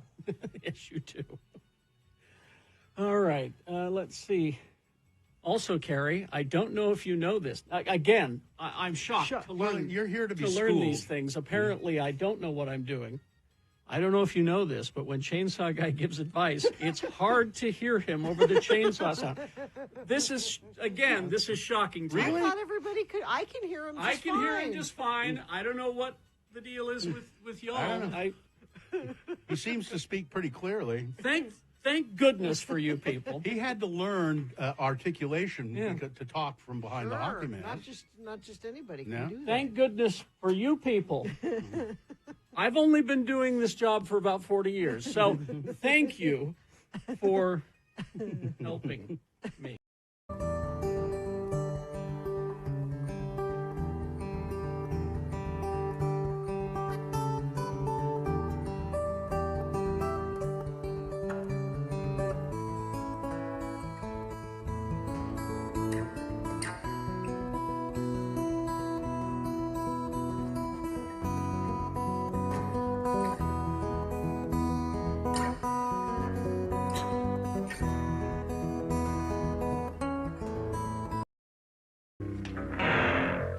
Satan checked in from Kaysville and says he'll be at all of the Rocky Horror performances. The devil, you say? I don't know if this is a specific. No, it's the devil. Is in Kaysville is where he lives. So the devil lives in Kaysville. Mm-hmm. Huh. I had no idea. Yeah. I kind of suspected. Wasn't that the name of a novel? Yes. The Devil Lives in Kaysville? Yeah. Right. It's time for the Boner recap, yeah? It is, yes. Who do we have? Camille. Camille, hello. Hi. What are you doing there, Camille? I am sitting in my car after I drop the kids off from school. Camille, if you can tell me who won the boner voting today, you'll win a prize, which is what, Gina? Which is tickets to see Bad Omens February 22nd at the Delta Center. Tickets go on sale for that today, by the way. That'd be pretty cool, huh, Camille? Yes, Did you hear the boner candidates earlier? I didn't. I'm cheating today. All right. Well, that's fine. Let me read these, and then you tell me with your cheating lion mouth who was the winner. Number one. No, lady, you ruined your life all on your own. This was a woman in Nevada. She's on the council that addresses DUI problems. They mete out fines and they do all kinds of things for the state of Nevada. And she got caught drunk driving. And she said to the trooper, "Oh, I just had 2 shots of vodka, honest. And you've ruined my life by arresting me." That was boner candidate number 1. Boner candidate number 2. Hey, what's the big deal? The kid was in a car seat. Story of a 1-year-old baby found abandoned at the scene of a car crash. The infant was slightly injured. The California Highway Patrol said the baby will be okay. A woman has since been arrested and is now facing multiple charges for walking away from an accident, leaving a baby in the car. And boner candidate number 3 was, hey, did you get that stuff we sent you? A Kentucky woman receiving a package which she expected it to be her medications that she needed. She opened the package, and it was full of human body parts. Well. Oh, boy. So those were the 3 boner candidates. Who was the winner? Number 2. Camille, you are absolutely correct. You now have won tickets to see Bad Omens. Congratulations. Yay, thank you. You're welcome. Hang on. Katie will get you. My. I wonder if my car's okay. Why would your car not be okay? Because there's a skeleton in the car. A really grody. Do we have that picture, Dawson? There it is. X96.com/live. I wanted to see. My wife put that in the car, unbeknownst to me. I got in the car this morning. I didn't even notice it until I put on my seatbelt, started the car, because it's very dark in my garage. I started the car. I turned to look behind me so that I could back out of the garage, and I went, oh my God. See, Bill, you're clearly not a woman. Mm-hmm. Because no woman gets into her car without fully examining the contents of the car before. I do that, and I did do it as I opened the car door and I looked in the back. I remember looking in the back seat, which is what I usually do. Mm-hmm. I kind of look in the back seat, and I didn't see anything there. I said, "Oh, so everything's okay." And then I just turned to the front of the car and got in. This thing is like life size. I don't know. Yeah. How you it was dark in there. It was really dark in there. But I was just looking to check. My wife had been at a party, Halloween party last night for the roller derby, and I'm sure she took that along as part of the decoration. But I don't think it's not wearing a seatbelt. I should have put a seatbelt on it. But now that car, she could get hurt. Now this skeleton is still sitting in my car downstairs in the breezeway. So, are you going to keep it there so you can drive in the the carpool lane? Yeah, that's what I'll do. Because that's what they'll suspect you. Yeah. I figured I would. I didn't have time to take it out of the car or anything, but I just was running a little late for work. But I figure if anybody sees it, they'll just go, "Oh, somebody's it's Halloween. Playing Halloween. That's fine. Whatever." Or they'll call the cops and have my car towed. It won't be down there when I. There's a dead. There's a desiccated Because it does look fairly realistic. Mm-hmm. And your son made that? I believe he did, yeah. Shouldn't that be at Fear Factory then? Well, this is old hat. Oh, this is he's gone far this beyond is many that. seasons. Oh, okay. Many seasons past. Yeah, he would do those. He would buy the kind of the cheap skeletons from like Spirit Halloween and stuff, and then add on to them. This is an add-on. He did all the add-on stuff. Take them and improve them. Yeah. That's I didn't send a picture to Dawson, but speaking of Spirit Halloween, Festus, I was like, "Wow, how's Halloween in on the island where your naval base is?" And do they still do they do costumes and stuff? They do costumes, and they also put a big sign up on the medical clinic that said Spirit Halloween sign on the. They were having some fun. I wonder. So he's on this small island. That it's a naval base, and it's not all men, right? No, there's women. I wonder if people hook up a lot. Well, I'm not going to ask my son that. I'll ask him once. So do people hook up? Give me his email. I'll ask him. I'm just curious if they. I'm sure they do. They're adult. They're people. on an island. I'm sure they do. And he works in the medicine, so he's got access to penicillin and everything. It's true. Whew, thank goodness. Yeah. Have access to penicillin. Yeah. They're hooking up. You know they are. Of course they are. Yeah, I guess so. I mean, there's a limited selection. Yeah. I wonder if are there civilian women on the base? Or? Actually, he was telling me about the civilians that are there are Filipino people that come there to work. Mm-hmm. Oh, okay. But it's not like a civilian population. It's just, we need... They're hired. Yeah. Mm-hmm. Interesting. All right. Sorry. All kinds of thoughts are going through my head. Well, yeah, don't let it happen. Yeah. All right. We'll take a break. We'll be back after these with some big boy news and a Pinuendo. Stand by for that. You could win.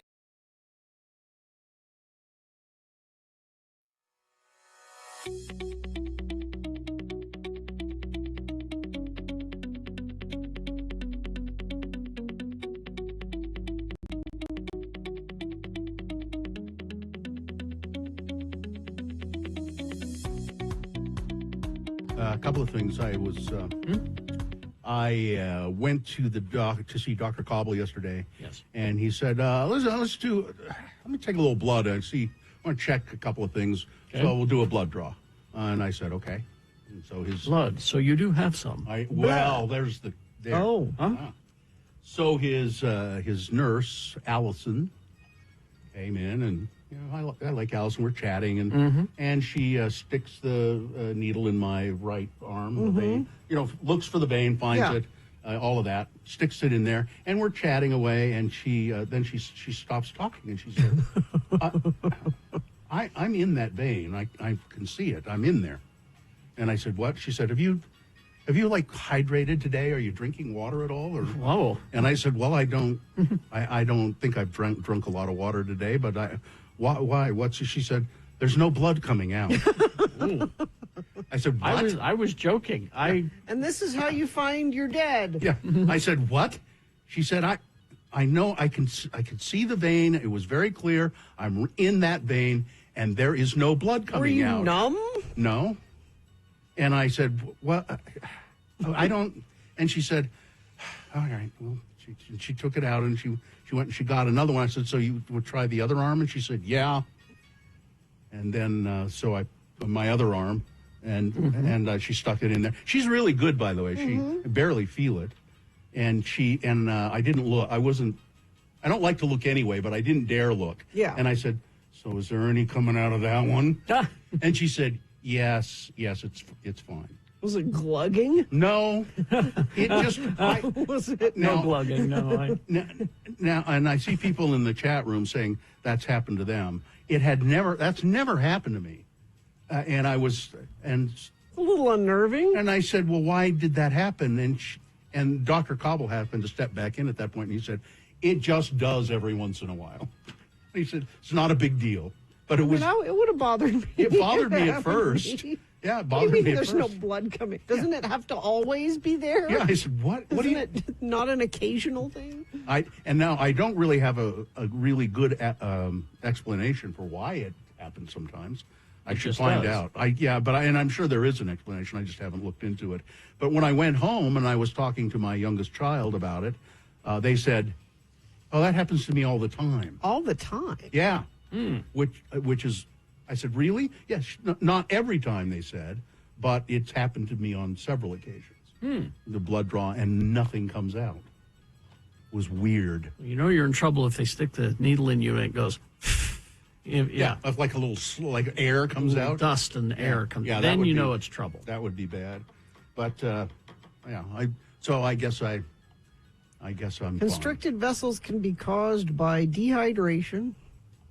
Yeah, that's So what she maybe you asked were me. just- Yeah, she asked me, have you hydrated today? And I probably was kind of a little dehydrated. I have not been drinking enough water. Mm-hmm.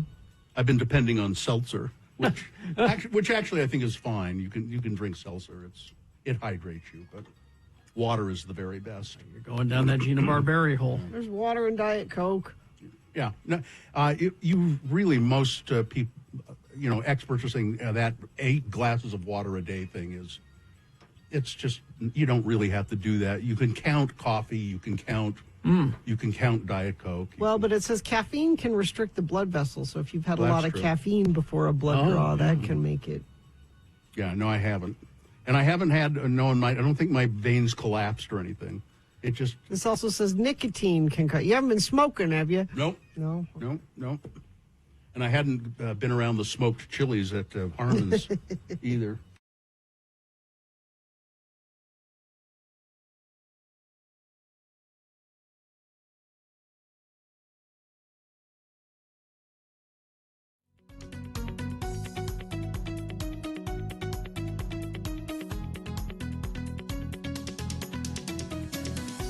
All right, it's 9:20 right now. It is time for some big boy news and opinioendo brought to you by The 211 Relief Fund. Families worried about running out of benefits should contact 211 immediately to get connected with local food pantries, rent help, and utility programs before their situation becomes critical. Call 211 or visit 211utah.org. If you're in a good place and can help, might I suggest donating to the Utah Food Bank? And you don't even have to go down there. It's easy. You can just donate money on their website and they will go buy food.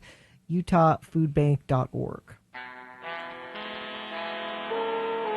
Well, I find this very interesting. Jesse Eisenberg, who's just something about him I've never quite. He's a great actor. He announced that he will donate a kidney to an unknown recipient in mid-December. The 42-year-old Oscar-nominated star is making an altruistic donation where donors give kidneys to strangers with advanced kidney disease. I'm actually donating my kidney in 6 weeks, Eisenberg said. I mean, I really am. He calls the procedure essentially risk-free and so needed, and describes it as a no-brainer if you have time and the inclination. Eisenberg was first considered a kidney donor. He was first considered it 10 years ago, but recently connected with the NYU Langone Health Project after addressing it with a doctor friend, or discussing it with a doctor friend. About 90,000 Americans currently wait for kidney transplants. 90,000. Through the National Kidney Foundation's Family Voucher Program, Eisenberg has prioritized his family members for future donations if needed, making it risk-free for my family as well. So he's signed his family up for it. I guess they don't have to do. I would guess they don't have to. No. Here's how it happens. Okay. If you agree to be part of this program, my sister-in-law Amy did this. If you agree to be part of the program, as a thank you, as a benefit to you for being part of the program, if at any time any member of your family ever needs a kidney, because you're giving one up to a stranger. Yeah. Oh, I see. Okay. So because you won't be available to give that kidney to your family member, that family member will be bumped up the list. But the sentence says Eisenberg has prioritized his family members for future donations if needed. So that makes it sound like it just means that because you were willing to donate a kidney, your family, if anybody ever needed it, would be. King Charles has formally stripped his brother Prince Andrew It's just Andrew. Of all royal titles. No, it's not just Andrew. He is now known as Andrew Mountbatten Windsor. But he has no titles, no Royal Highness anymore.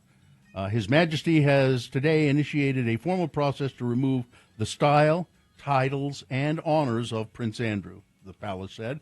Andrew must also vacate Royal Lodge in Windsor, his residence for over 20 years. Formal notice has now been served to surrender the lease, and he will move to alternative private accommodation. The decision follows renewed scrutiny over Andrew's connection to Jeffrey Epstein. Andrew has repeatedly denied any wrongdoing. By the way, the last time that a title was removed from one of the royals in England was 1917, and it was for some guy whose name I heard this morning but is not written here, who was sympathized and was with the Germans during World War I. He was a German sympathizer during World War I, and the Germans were the mortal enemies of England, I am glad they took this step, and hopefully maybe there'll be a cascade effect of we can punish I was going to these say, people. what I'm learning here is that the rich and powerful can be held accountable a little bit. A little bit.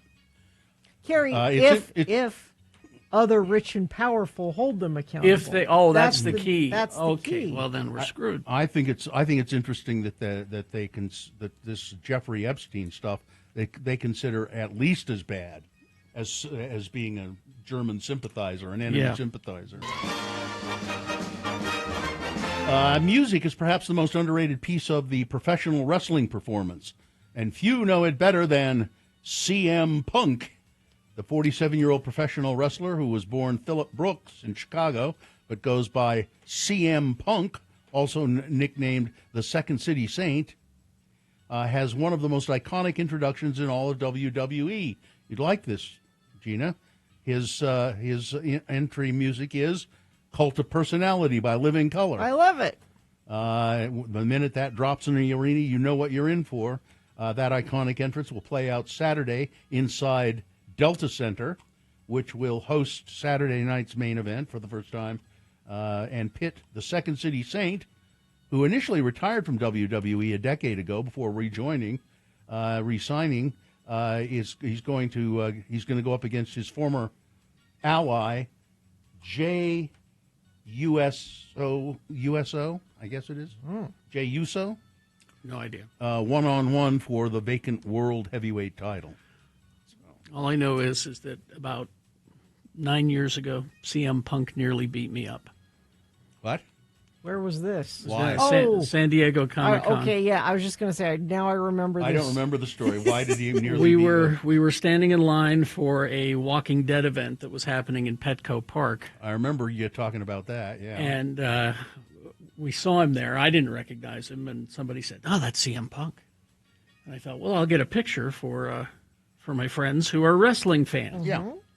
So I just kind of held my camera up, over to do it, to get the picture. Mm-hmm. And he looked right at me after I took it and said, you could ask for permission, And then he started coming toward me like he was going to take the phone away from me. And that's when Shannon kind of dived in front of me and said, "Oh, hey, CM Punk, how are you? I'm a big fan." And that's when he saved you. He ran interference, and I slunk behind another parts of the crowd. So that I remember that. The holiday season is on the horizon, not just around the corner. It's on the horizon, and to celebrate, PepsiCo UK has announced Doritos gingerbread.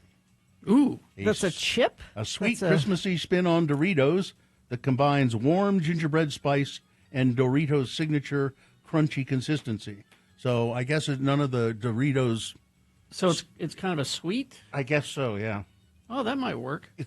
I don't think they use any of the regular Doritos. It's not like seasoning. That plus. Yeah, I think it's just Dorito gingerbread. Taste. Yeah. What? And this is available only in the UK. Oh well, thanks. American fans will have to ask somebody across the pond to send it.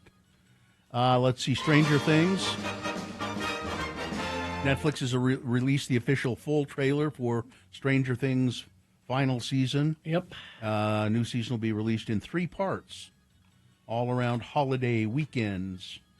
I think I sort of lost interest in Stranger Things. I watched a little bit of the most recent I watched one, the first season, and I was into it, and then the second season started, and I didn't jump back in, and never quite got there never again. got back again because there were other shows. I saw something. I think it was in the second season, and it took place in a mall, and it was pretty good, but I just didn't get into it. Have to take your word for it. Let's see. Kim Kardashian says the moon landing was fake. That's what she thinks. I am thinking. She said on Thursday episode of the Kardashians, the 45-year-old woman revealed that she does not believe that the 1969 moon landing really happened, while trying to convince her All's Fair co-star Sarah Paulson to have the same doubts. I'm sending you so far 1 million articles with both Buzz Aldrin and the other one. The other one. The other one. Neil. She means Neil Armstrong. Yeah. Do it. Said Paulson. Go ahead. Didn't Buzz Aldrin punch somebody out? He has punched people for saying that. Yes, and the evidence that she's sending Sarah Paulson is TikTok videos. Mm-hmm. Yeah, it's really good. Yeah. Let's see. Here's the story Carrie was referencing earlier. Ana de Armas and Tom Cruise's relationship was Mission Impossible. It says here. Because the actress has allegedly become, quote, uncomfortable with Tom Cruise's pace. I'm surprised there was ever any point where she was comfortable with being in a relationship with Tom Cruise. The breakup was Anna's decision. Things were moving fast, and she started to get a little uncomfortable with how fast it was going. I got to get married again, man. I got to get married. I don't want people to think I'm, like strange or something. He has one speed, and that's Tom Cruise. Mm-hmm. It's Cruise. Let's see. Although the ballerina star put the brakes on, she still likes Tom a lot, she said. Mm-hmm. We do have a connection. We'll see how things go in the future. Tom and Anna, though, are done for now. They want to remain friends, and she wants to take a step back. NASA has responded to Kim Kardashian claiming that the moon landing was faked. Yeah. It's Sean Duffy responding, so who cares? I don't care. Never mind. What he said was, and it's a good point, do you have any idea how many people would have to be lying and holding together that lie and keeping that secret? As many people as there are in the Trump administration. Exactly. All right, so weather. Okay, so you've got a nice day for Halloween. It's a little cloudy this morning. Those will be going away. It'll be mostly sunny, high near 61. You do not need to wear your puffy coat over your costume tonight, which will be nice. 42 for an overnight low. Tomorrow, mostly sunny, 66. Sunday, 68 and sunny. Monday, 70, mostly sunny. We're in the upper 60s to even 70 for the first part of the week. Looks like our next chance of rain might be Wednesday night into Thursday. All right, thank you. Listen to Radio from Hell and Home.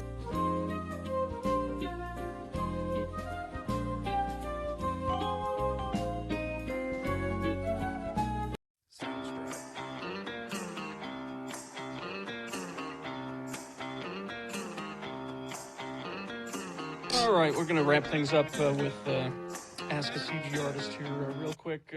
I'm going to put you on the spot. You say you had a friend who's worked on the Thor movie. He is, by the way, John Patrick Rooney, who is a CG artist, works out of L.A., but here to visit family. Yep. And your friend did the animation of the Destroyer.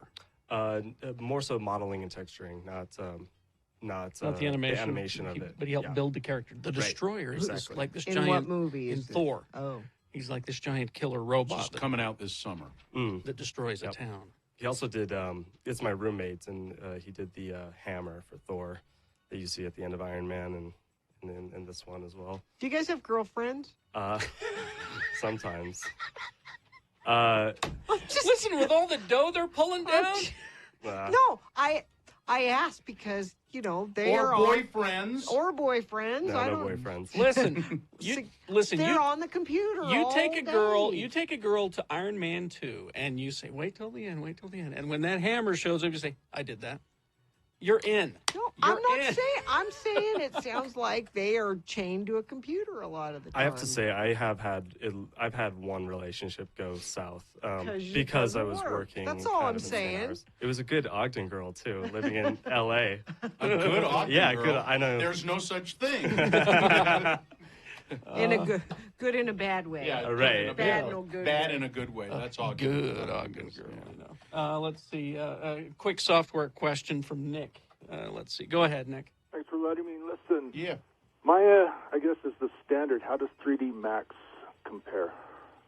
3D Max is a standard for a lot of things, a lot of car commercials and things like that, and video games use 3D Max, but more and more Maya is becoming more of a standard. I hate modeling in 3D Max. It drives me nuts. Al, you were saying that if I were just to buy the Maya program, it was how much again? I'm not sure, but it's like over 1,000. Over 1,000? Almost 1,000. 4,000. Yeah. Almost what? 4,000. Almost 4,000. Well, 3,999.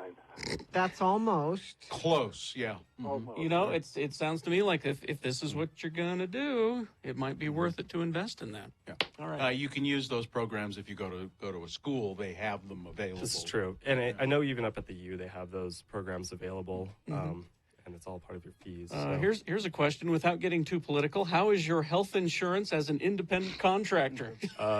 It's a bottle of Advil.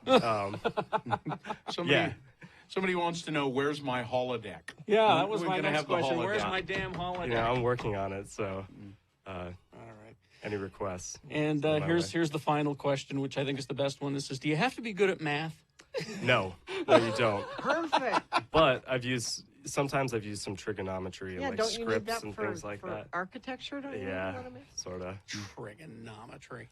If people want to see some of the stuff, is there a place that people can go? Do you have a website where they can see your demo? I have my demo reel on Vimeo, but it's just you can go ahead and email me at johnpatrickrooney@gmail.com, and I will send you an email with some info. John Patrick Rooney, Irish? Yes. Oh. Irish question mark? John Patrick Rooney at gmail.com. St. Patrick's Day parade Saturday, All right, I'll stop by. All right.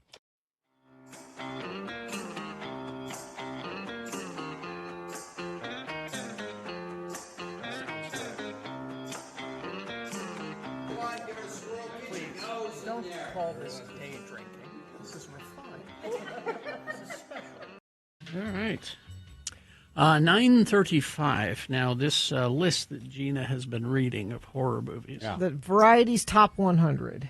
So we got to the bottom 10, Yeah. and you say they're not that interesting. You just read them off real quick, the bottom 10. But then I will circle back and do the top 10 again. because that's what I'm encountering is that people want to know the top 10, Yeah. and I said, well, we went about this all wrong. So quickly, here's the bottom 10. Yeah. And this one is The Human Centipede. Human Centipede 2, as a matter of fact. It's the second one. It's gross. Oh, yeah, go ahead. Cat People from 1942. This is the okay. original one. Well, we got a good David Bowie song out of it. That's the remake. That's the remake, yeah. This is the original. Oh, this is the original. One. Yeah. Directed by Val Lewton. All right. Next one is Event Horizon, which is a space horror. That's not bad. I've heard good things. I haven't seen it. Yeah, it's pretty good. 95 Dead Alive. I've never seen Dead That Alive. is a great movie. Peter Jackson. Dead Alive, where they use a lawnmower as a weapon, like a shield, kind of. Oh, it's a And great you movie. go through a room full of zombies with your lawnmower shield. 96 Invasion of the Body Snatchers from 1978. That's great. That's the remake. And the original's good, too. Yeah. 97 is The Haunting. That's good. See, From these are fine 1963. movies. 98 The Devil's Backbone. It's a Guillermo del Toro Yeah. movie again. So, very good movie. 99, Suspiria is Dario Argento. Mhm. That has also been remade, but the original one. Mhm. And 100 is something called Repulsion, which is Catherine Deneuve. That's a Roman Polanski movie. That's gross for other That's reasons. Repulsion. So let's circle back. Those are all fine movies. They're very, very good. Circle back to the top 10. Top 10 horror movies according to Variety. Number 10, Carrie from 1976. Yes, Sissy classic. Spacek. I can see your dirty pillows. Piper Laurie. John Travolta. John Travolta, yeah. He's a bad guy in it. Number 9, Salo, or the 120 Days of Sodom. I've read detailed descriptions of this movie. It should not be watched by anyone. By anyone, huh? Yeah. Number 8 is Frankenstein, the original from 1931. Maybe do a double feature. Watch that one and then go to the theater and watch Guillermo del Toro's new one. Fire. It's funny because somebody was telling me that they watched the original Frankenstein, Mhm. and then they watched Young Frankenstein, and they said it was amazing how many shots were just exact copies. That's how of the first one. That's how focused Mel Brooks was on doing a parody. Actually, there are more shots from Bride of Frankenstein in Young Frankenstein. Number 7 is Audition. This is a is it a Korean movie, I think. Number 6, Night of the Living Dead from 1968. Classic. Still. George Romero. They're coming to get you, Barbara. And number 5, Rosemary's Baby from 1968. That's Very- another Roman Polanski. very scary. It's Mia Farrow, John Cassavetes. Mm-hmm. She has Satan's baby. Yeah. And who's the old woman? Oh, it's what's her name? She's Ru- delightful. Ruth. Ruth, what's her name? Ruth Gordon. That's Ruth it. Gordon. Thank you. She's delightful. That baby.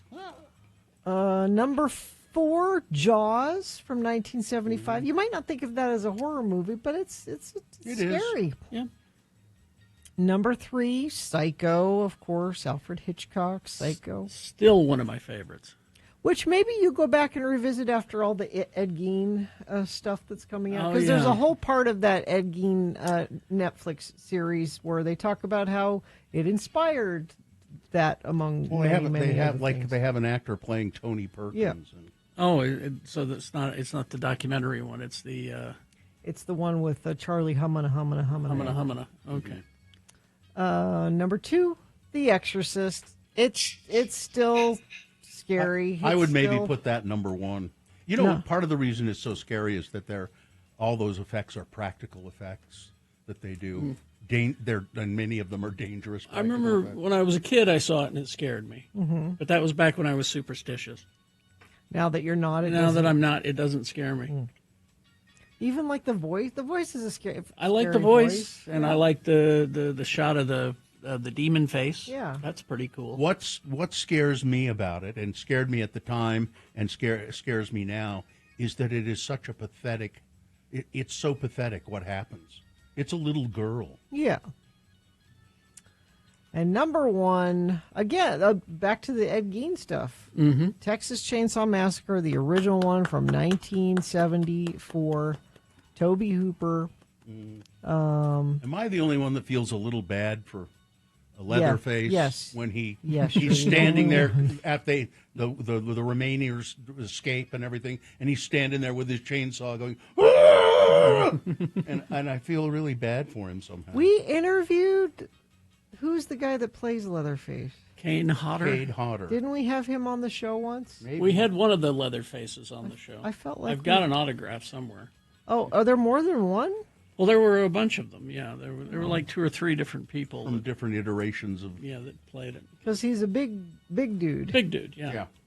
I feel like it was him. I feel like it was the... It's not set. Bill, quit crying at Texas Chainsaw Massacre. Made me sad. That's number 1. So there you go. All right. Halloween. It's still a classic. It's on the list. I can't remember. It's on the where list, it but is. it's not in the top 10. Yeah. But apparently the guy who played, well, I should say the guy that played Michael Myers, apparently there were like 5 of them. Mhm. And it was whoever was on set that day. Oh, just Yeah. you. Go put you the mask go put on. the mask on. Go. Well, what's my motivation? Nothing. Yeah. You're just to kill people. That's yeah, your motivation. That's your motivation. Yeah. I still think that's one of the scariest movies just because they did stuff in the daylight, and even that was scary. Oh, one of my favorite things is when he's, I forgot the actor's name, Donald Pleasance. Yeah. Is standing out on the street talking, and behind him a car drives by, and Michael Myers is driving the car. How did he learn how to drive? He was incarcerated when he was a child. Yeah. You can't overthink it. No. You can't. Leatherface, Gunnar Hansen, Bill Johnson, R.A. Gunnar Hansen. Mahaloff, That's who it was. Robert Jacks, Andrew Briansky, Yeah. Dan Yeager, Sam Strike, Mark Burnham. I think you have Gunnar Hansen's. It's Gunnar Hansen, yeah. Because you had a little I had a Texas photo. Chainsaw. Yeah. Yeah. Michael Myers portrayed by Nick Castle, Dick Warlock, Tony Morgan, George P. Wilbur. There's just a long list of people who have portrayed Michael Myers. And Dead Alive gave us the classic line, and I remember this now. I kick ass for the Lord. Mm-hmm. Somebody has to. What was it called? What was it called? It wasn't called Dead Alive when it was released in New Zealand. And I don't It had know. a different title. I just know what I saw here on the VHS. Yeah, I don't recall. I don't know if it ever played in theaters here. It might have. I wasn't aware of it. But there you go. Something to Brain Dead. That's what it was called. Something to watch tonight while you're doing the trick-or-treating thing. Well, I'm surprised that Basket Case isn't on this list anywhere. Basket Case is a delightful little What's that one about? It's a worm. It's a worm? It's a worm that from outer space that it's called the Elmer. He plugs into your brain and takes over your body. Well, that's very scary. But you're okay with it. Oh. Because he injects like this drug into you. So you don't mind. That's okay. Yeah, you're okay, aren't you, Brian? You're enjoying this, aren't you, Brian? Let me crawl up on your neck there, Brian. Yeah. I still haven't seen It's Alive. I've been meaning to. What is it? What is that? That's the baby that's a monster. It's Alive. Monster baby. It's Alive. Oh, from 1974. Yeah. I meant to see it, but I never got around to it. All right. We will take a break, play a song for you, and then get to the boner of the week. Stand by for that. I may be in the wrong thing because I can't find any of our audio. Okay, that's all right. I don't need an intro. Time for a morsel of murder. No, we did this story when it first happened, but there's been some more information that's come to light. A Florida woman charged with plotting the murder of her Microsoft executive ex-husband broke up their marriage by having an affair with her personal trainer. It's a tale as old as time. It certainly is. Accused her former spouse of eyeing her family's wealth in newly released court documents. You've been eyeing my family's wealth. Yep. The papers give a detailed account of an interview police conducted with Shanna Gardner Fernandez just weeks after Jared Brightigan, I think is how you say his name, was pumped full of bullets. So she was arrested 18 months later and is now facing the death penalty if convicted. She's from a wealthy Mormon family, and she told police she married Brightigan after 2 months of dating because she was desperate and only had tepid interest in him at the time. She wonders if Jared had ulterior motives, knowing she came from money. Describing her dead former spouse to cops as insular and controlling, Gardner Fernandez volunteered that she had strayed during their marriage with the personal trainer, like you do. Oh, yeah. I did that. At the YMCA near their home in Jacksonville Beach. Zach was just too hard to resist. He's a good-looking man. He is. Shanna stated she met a trainer at the gym. They both became involved. She described Brightigan as a hermit during their marriage, saying he only wanted to hang out with her or play with his toys. Prior to her relationship with the trainer, he was a devout Mormon. So she was from a Mormon family and he was from a Mormon family. Is Yes, that right? yes. Okay. They're both Mormon. Is this germane to the story at all? Really? I mean, a little bit, because I'm going to add this little detail that also came out. Okay. So apparently, just more evidence that he was controlling. I mean, this isn't a reason to shoot him and kill him. Well, sort of it is. But apparently they went to see their bishop. Several years before his death, they went to visit the bishop at their LDS church in Neptune Beach so that he could advise their children on appropriate hairstyles. She told police that Gardner and Bridgerton's children were afraid to talk to their dad over fear of rejection. One of the daughters asked if she could dye her hair purple. He apparently told his daughter she would not be accepted in the church if she had purple hair. So they went to have an interview with the bishop. And the bishop said, well, it's kind of up to your parents about your hairstyle. I'm not going to tell you that you can't wear your hair that way. And apparently the dad, the murder victim, was furious that the bishop didn't stand up with him and go, yeah, you should really, you won't be allowed to come to church if you dye your hair purple. Just kind of evidence that maybe he was really kind of jerky. Well, that's what you would expect a bishop in Florida to say. They're different than bishops here? Yeah, here a bishop would say, you do what your dad says, and no, I won't let you come to church. Florida. Yeah. None of this makes it okay to hire a hitman to kill him, of course. Are you sure? Yeah, it's not. But it shows that there are lots and lots of problems going on. That's one morsel of murder. I have another one. Uh-oh. Does it involve Mormons or purple hair? No. Okay. Okay.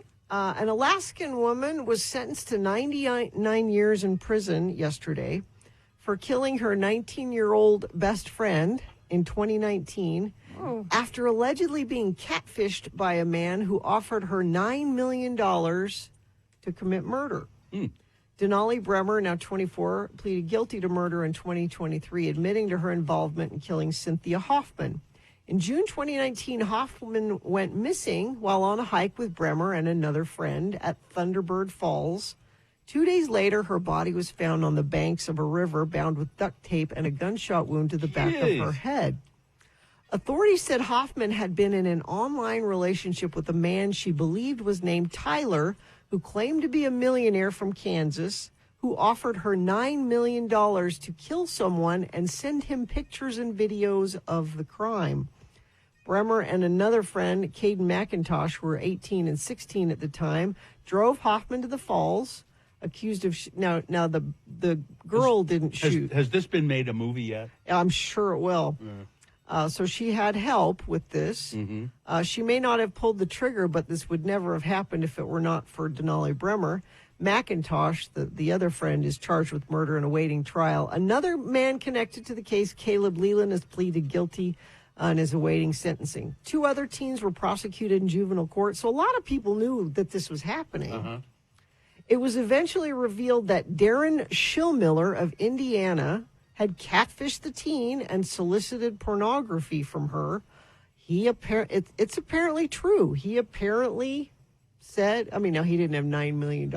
He lied about that, but he said he did, and he solicited her to commit murder and photograph. So is he being charged with murder? Yes. Yeah. All right. You're right. If this doesn't turn into a movie soon. Is it The River's Edge? Remember that movie? I mean, The River's Edge was... There was a body by the river. There was a body by the river, but that wasn't like a murder for hire. That was a domestic violence situation that went wrong. Oh, yeah, I'd forgotten how the body got there. Yeah, so the boyfriend and girlfriend were by the river, and she made him mad, and he strangled her. Oh.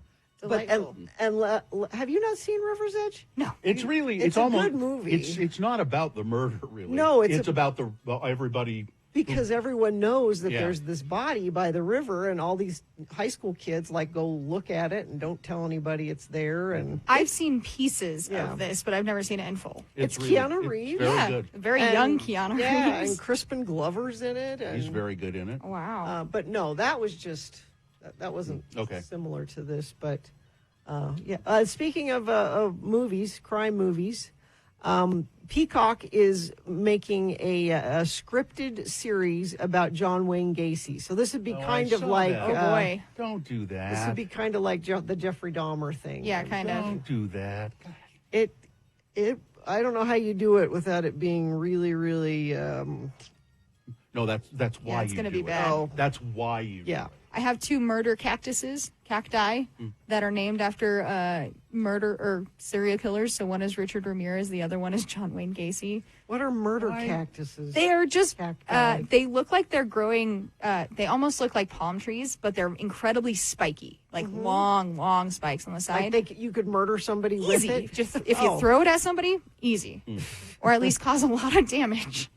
Oh, wow. I don't need to think about John Wayne Gacy ever Nope, again. nope. Creepy. Who's doing that? I saw it Peacock. in Peacock. Of yeah, course. No, I won't. I will not watch that. You know, you might be surprised to know I didn't watch the Dahmer one either. Really? The one, the TV show? Yeah, the okay. fictionalized version of it. Because there was also the one, it's not about Dahmer, it's about Bundy, the one from here that had Oh, I watched that one. Yeah. Zach, what's his face? Efron? That one. Yeah, I watched that one. Not your thing? I'm really not into the true See, crime you have the things 2 true crime girls that are in the studio with you today. Yeah, I don't So. know. It's educational on what not to do. Yeah, don't kill people. Yeah. It's not a good idea. Yeah, that's it. That's your morsel of murder. A morsel of murder. Let's see, I think I found it. And now a morsel. Oh, that's the beginning. But I found all of our audio. Okay, good.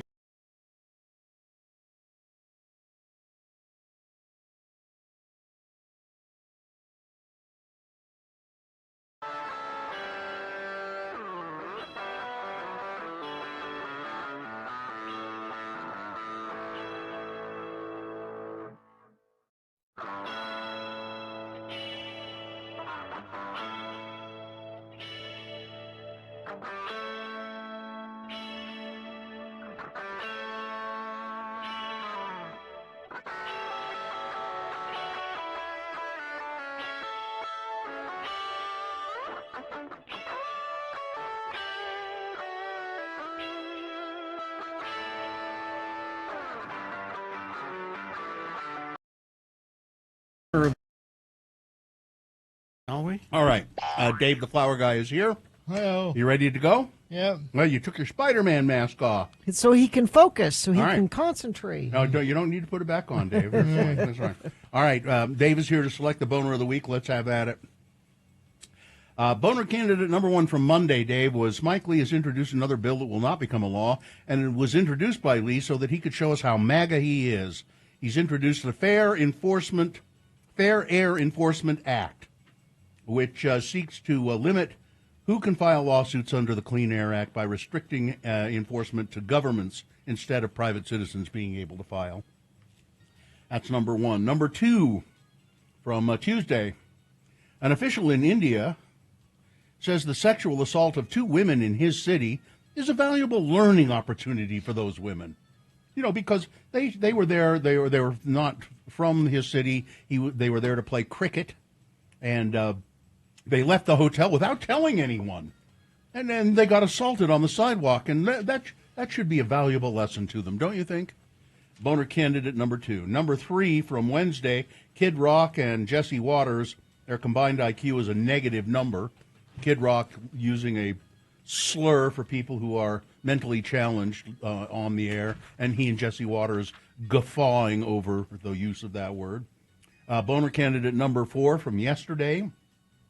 It's scary. This person could be your next-door neighbor, or they could be somebody in your office. Trust no one. Suspect everybody. There's somebody in Salt Lake County who is suspected of having the measles. The health department knows who this person is. They would like that person to be tested so we could be sure, and they've refused to be tested for measles. And then Boner candidate number 5 from today. Hey, what's the big deal? The kid was in a car seat. Somebody got in a car wreck with a little baby, one-year-old baby in the car. This woman, whoever she was, left the scene of the accident, leaving the baby in the car. Some pretty bad ones, Dave. Who is the worst? Number 2. Number 2. An official in India says sexual assault of 2 women in a city is a valuable learning opportunity. That, I think, was a very good and wise choice. Good choice. From Spider-Man. I mean, Dave. All right. Spider-Man would pick the same thing, I think. Yeah. Could be. All right. Thank you, David. You're Thanks, welcome. Dave. All right, let's do the promo and crawl towards the exits. There is so much going on this weekend. Halloween, of course. WWE is in town. College game day is here Saturday for the U game. And it's time to set our clocks back. And that also means it's time for me to lecture you on how it's daylight saving time. Not savings time, saving time. Radio from Hell lecturing you Monday morning here on X96. You must have been concerned that I didn't lecture anybody at all until that promo. Fine job as always, Katie. Live long and prosper, bitches. Hey, don't you know who I am? Utah by 5. Trust me. Nick is next.